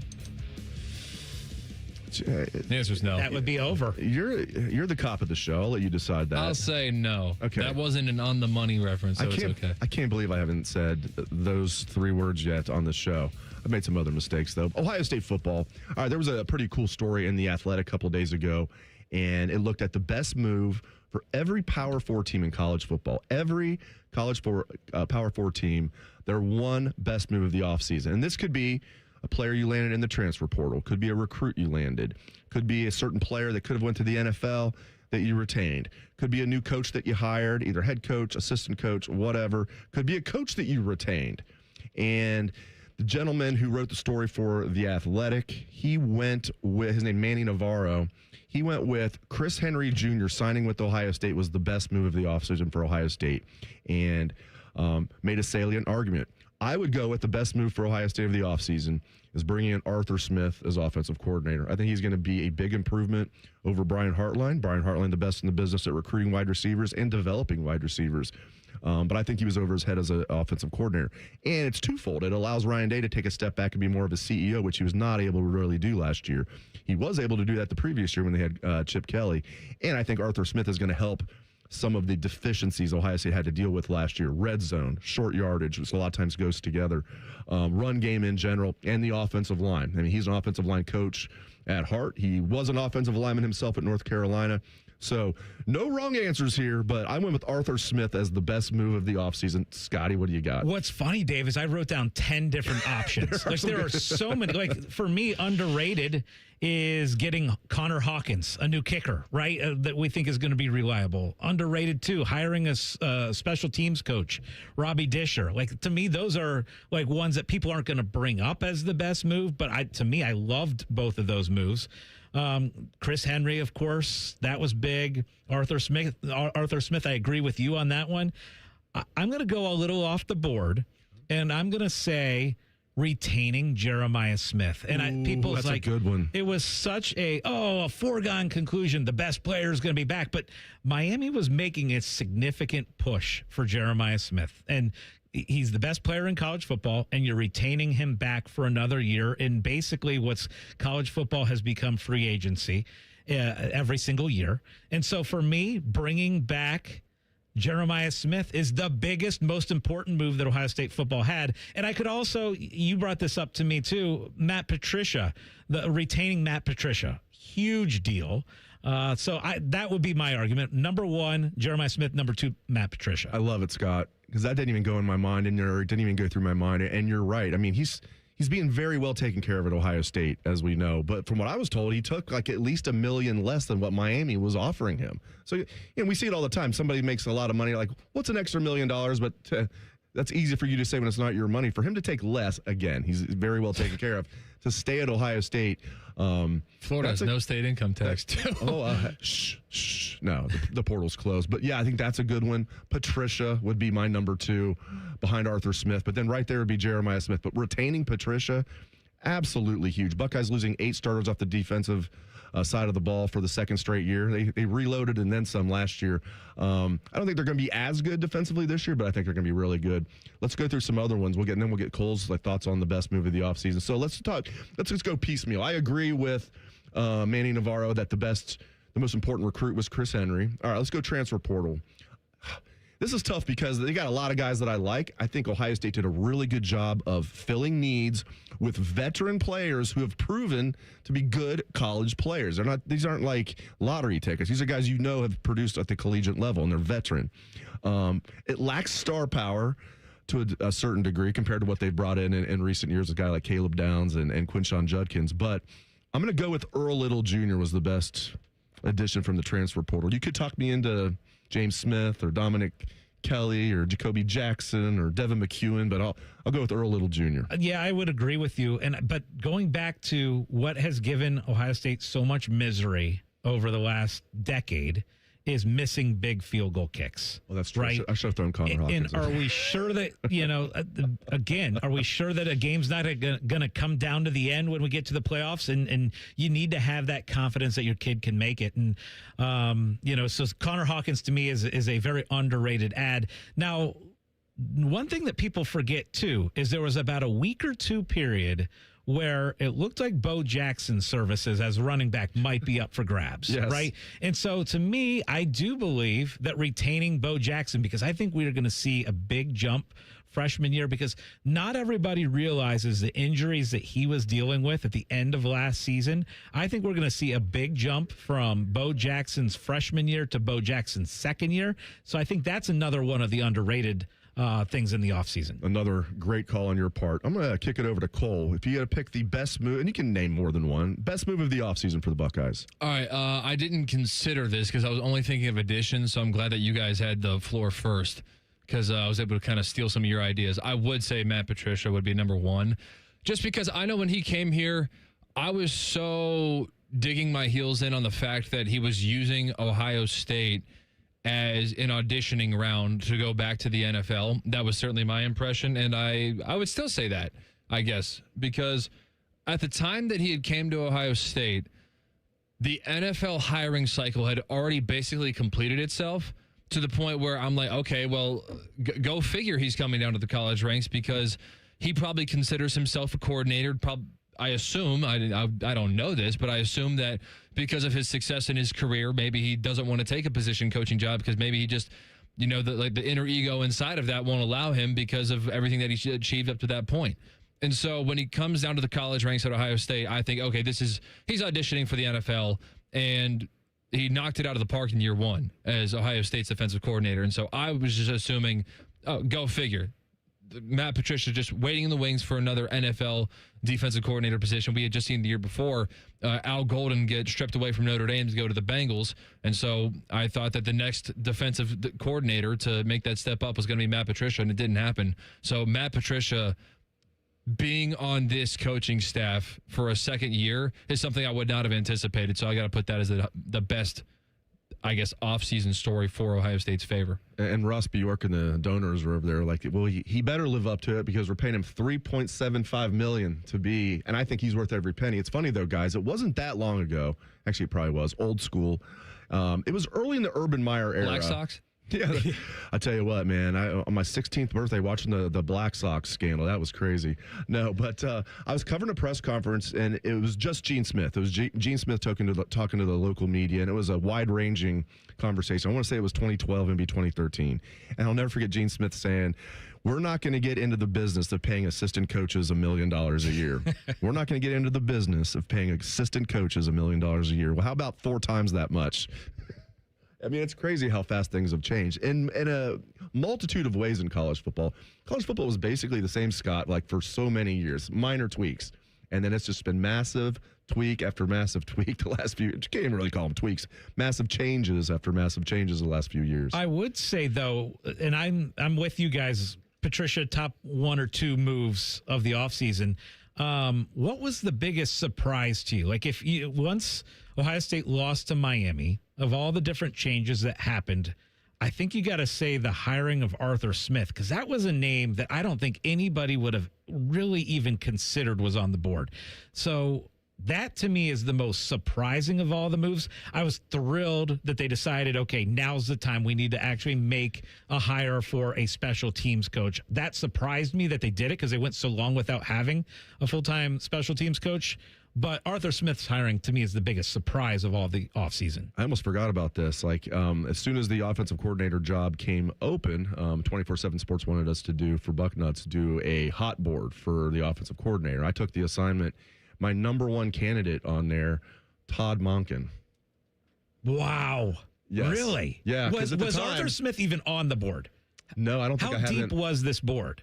It wasn't that deep. It wasn't like it was a hot board where I had like 12 different guys on it, but it was like, because Monken at the time, he had experience as, an offensive coordinator with Georgia, and then he was with the Ravens, but then Harbaugh left. And there was questions if Harbaugh was going to, if he was going to follow Harbaugh to New York or not. I didn't think he was going to get an NFL head coaching job, but he did. The Browns obviously hired him. I'm trying to think of some other guys who were on there, but Monken, I remember on my story, was number 1 on the list. Well, I remember. So I was down in Florida when the news broke that Ohio State made the offensive coordinator hire, and the guy who I was with was a big Penn State fan, and he's like, "Guess who you guys just hired?" And at that time, I started naming off like 5-6 guys, and he's like, "Nope. And then it got to Arthur Smith, and I about fell over because that wasn't even on my radar, most people's radar, that he was available. At that one point, remember, we were talking about J.T. Barrett even being in the conversation for offensive coordinator. So for me, the most surprising is definitely the Arthur Smith hiring. And he checks so many boxes. I mean, it's still unbelievable to me that Ohio State's, both of their coordinators are former NFL head coaches. And I know you can say, well, he wasn't that good of an NFL head coach with the Falcons.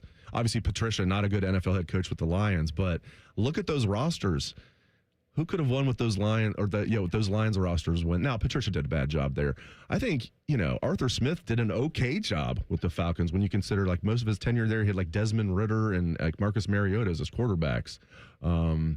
Yeah, I'm with you. That was one that took me aback. And I'll hear Steeler fans say, well, we didn't have that good of an offense last year. We didn't have that good of an offense last year. But you guys were dead last in the NFL in spending on offense. Number 1 in the NFL in spending on defense, 32 out of 32 in payroll on offense. So you can't be cheap and expect elite results. What you can't expect is tell the truth. That is up next, for real this time, on Rothman and Ice. All the 10 TV people come over to our side of the building to take a deuce. That should tell you something about how we operate. The Fan. Say goodbye to car care headaches with Carvenience from Hinderer Motor Company. This is Justin Hinderer. For only $49, we'll pick up your vehicle, leave you with a rental, and return it fully serviced and spotless. No more juggling your schedule or wasting hours at the shop. Carvenience lets you focus on what matters, while we take care of all the rest, making life easier. Schedule your service today at HindererMotorCompany.com. Hey, it's Austin Ward. Listen to The Beat with Austin and Byrne, now powered by the Waterworks and Header Heating, Cooling, and Plumbing. Get the latest Buckeye news, insights, and unbeatable analysis every day. Don't miss a moment. Stream The Beat with Austin and Byrne, sponsored by the Waterworks and Header Heating, Cooling, and Plumbing. Hey, it's Anthony here for the Good Feet store, and my journey continues. No more agony of defeat. Already this season, I've walked 18 holes twice and lived to tell the story. My personally fit arch supports go where I go. And in this case, right into my shoes, all of them. I just pop them in any pair and off I go. Just having that support and the stability has made a world of difference for me. A while back, I walked into the Good Feet store and walked out with an entirely new outlook. And I knew it right away. After taking the test walk around the store, I felt the difference. And not just that cushy feeling. I'm talking about real support, the kind that makes you feel aligned. For more than 30 years, the Good Feet store has helped thousands of people discover the comfort they've been dreaming of. I experience it daily. I really feel my personally fit arch supports guide my feet into their ideal position.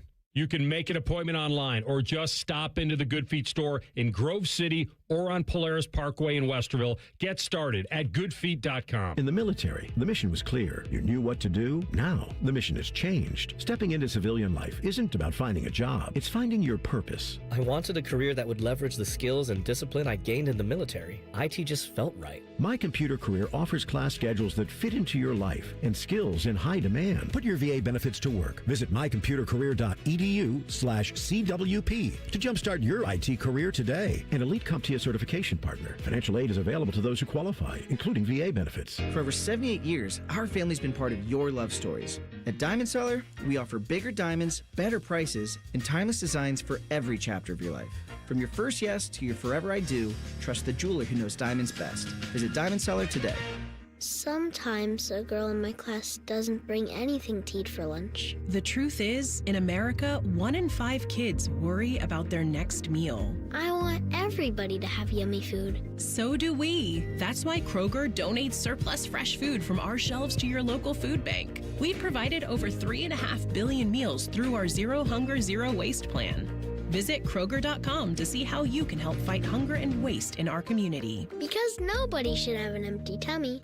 Indeed presents hires you can't afford to get wrong, like a hospitality manager at a 5-star hotel. So I just checked into room 318, but someone was in there. Room 318. Oh, you were supposed to be booked in 813, which is now booked. So what do we do? How about rock, paper, scissors for who gets the bed? This is the time for sponsored jobs. This is what happens when you don't sponsor your job on Indeed. Next time, get matched with quality candidates with Indeed sponsored jobs. Visit Indeed.com/hire now and sponsor your job today.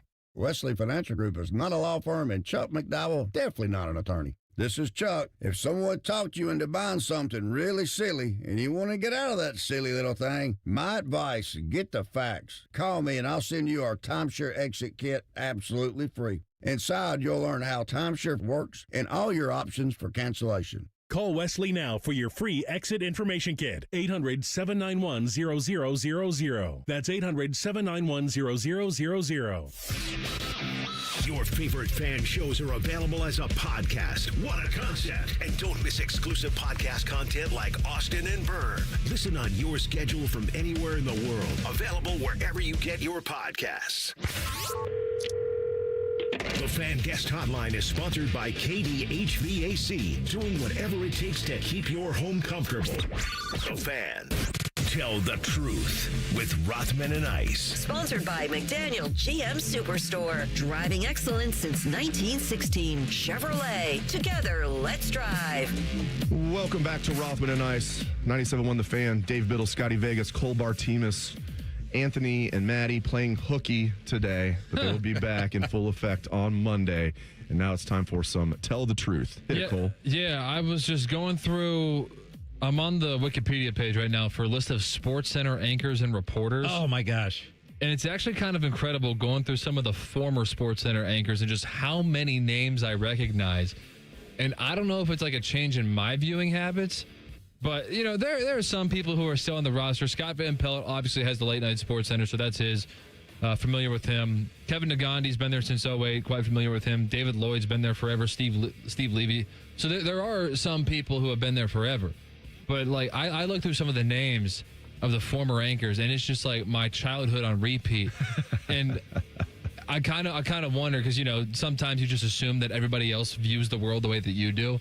Like, I wonder if the current people who are on SportsCenter, who, like, we could barely name, I wonder if kids today are growing up and those guys are our, you know, Chris Bermans and whatnot. No chance. No chance. Like, my 11-year-old has probably never even seen a Sports Center. Now, he is a sports fan, but he had never, ever is like, hey, let's throw on Sports Center. I mean, he's watching all these sports highlights and things on YouTube, but he is not watching Sports Center. Now, it's funny you brought that up, Cole, because Dave and I were debating during the break. We kept talking about our favorite Sports Center anchors and throwing it back and forth, and it is crazy. This is how crazy I was about Sports Center.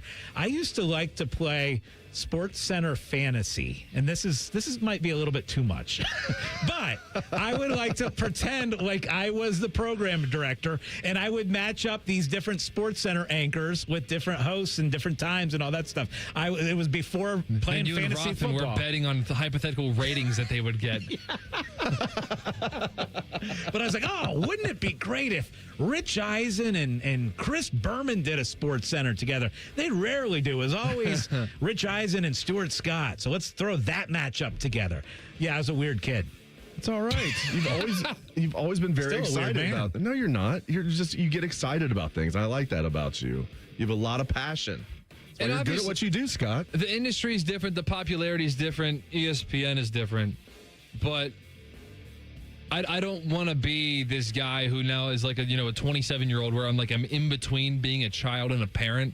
And so it's like I don't want to be the person who just like, oh, these kids nowadays, because I don't know. I'm not a parent, but I do wonder what the viewership is and because like, man, me and my friends, I remember when we were kids, like we knew it was time for bed at sleepovers when we would see the same Sports Center air for the third time in a row. Yep. We'd see we would know which highlights were coming next because we had already picked up on the pattern of the games. And it's like, yeah, dude, there's nothing left to do. Like, let's just call it a night. There's just too much to do now. Maybe not too much. There's so much more to do. Like when I was in college, the internet existed, but it was in like its infant stages. So seeing something like Sports Center, yeah, we would just watch it over and over and over and over again. Now, if you want to see highlights, man, you can just get online. You can get on social media and get everything you need. You get the highlight that you want immediately on your phone. Like that's the difference. Like Sports Center, we'd actually have to wait till the next Sports Center was on before we'd see it. But now you see it immediately. Simpler times. Not Sports Center anchors, but who were your favorite late night talk show hosts? Favorite late night talk show host? I would go with David Letterman. Was the first one that came to mind. Yeah, I always liked David Letterman. I'm trying to think who else. That's definitely the top of my list. What about you? Yeah, I was never a huge late night like I occasionally would watch Leno a little bit. Not a huge late night host guy. Honestly, I was watching sports. I wasn't watching that. I was the same thing. You can't bet on late night talk shows. Right. Letterman was my exception. I used to like watching Letterman, but yeah, I mean, like Conan O'Brien, if he had Norm Macdonald on, that would be classic. Now, I never watched it at the time, but watching these old clips of Norm Macdonald when he was on Conan O'Brien, hilarious. If you were a college football recruit, what are 3 schools you would want to spend an official visit on? Ooh, I like that. All right. 3 schools. All right, I'm going to, let's see here. I'm going to L.A., probably USC. Even though I kind of like their new coach at UCLA, Chesney. Not just because he's going to a Big Ten school straight from James Madison. Here's the thing: you got to have UCLA in the playoffs this year. But we're in LA. That 2024 Big Ten Media Days had everything. It had Deshaun Foster saying that. It had Signetti saying, "Google me, all I do is win," and all these reporters around me are cackling. And who does this guy think he is? And it's like, yeah, give him a little bit. Okay, now I'm just stalling now. Yeah, you are. I wrote down USC, Miami, and LSU. Ooh, okay. I'm going. That'd have been great in the early 2000s. I'm going USC, Miami, and. Oh, wait. Why don't I go out to Hawaii? Oh, there you go. Oh, nailed it. Oh, and let's start. We got to start one on the in the Atlantic Ocean too. We got to have the University of Bermuda. They're going to start no, I'm going to University of Nassau. Hawaii, Miami, USC, and Miami. Yes. There you go. Texas would be my others receiving votes. That's a pretty good list right there. But I had another one. It's National Movie Night tonight. I already asked 2 guys yesterday, but if you had to celebrate by watching a movie tonight, what would you watch? Pulp Fiction. It's my favorite movie. Oh, really? Oh, yeah. My list of favorite movies, Rothman thinks this is funny because I was saying 2 of my favorite movies are Pulp Fiction. That's my favorite is Pulp Fiction. Now, you could make the argument that Major League's number 2, and Rothman's like, those movies are nothing alike. I didn't say they were alike. They're just my top 2 favorite. But I could be talked into Shawshank. There's a lot out there. By the way, Shawshank in 94, Forrest Gump came out, and then a couple months later, Pulp came out, and then a couple months after that, Shawshank came out. Now we're lucky if we get a good movie every 3 years, let alone 3 classics within 4 months. So it's crazy. Solid run. And again, I'm weird. We already established this segment, but I don't generally like rewatching movies I've already seen. As weird as that is, once I've seen Isaiah it was once, just telling me about that. Yeah, he's the same way. Yeah, I've seen it. You're done. Gonna have to move on. When you finally watch Godfather, you're going to have to watch it again because I like Godfather and Godfather 2 more. Those would be on my list too, Cole. Godfather 1 and 2. I think 3 is actually underrated. It's nowhere near as good as 1 and 2. It kind of gets a bad rap. But those are the type of movies you have to watch a few times to really get it. See, some of my favorite movies, you definitely don't need to rewatch, like Con Air and The Rock and all these stupid movies. What Generally, about Anchorman?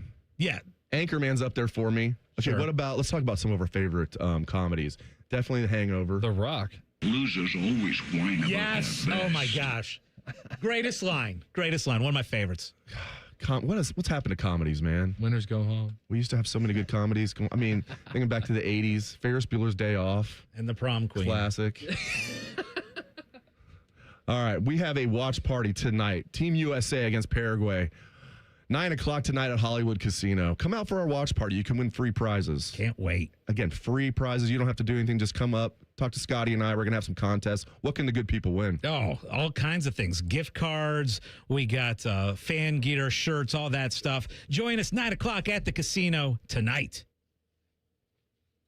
Yeah, come on out to Hollywood Casino. We're going to have a great time. That is our show for today. Thank you very much for joining us. For Scotty Vegas and Cole Bartemus, I am Dave Biddle. Up next is Common Man and Timmy, which will feature Go to Jail Friday, as well as Music Appreciation Friday, and much more. This has been Rothman and Ice on The Fan. We test marketed naming the show A Guy and His Butlers. Oh, that is very touching. But we thought Bishop and Friends had a better ring to it. Weekday mornings at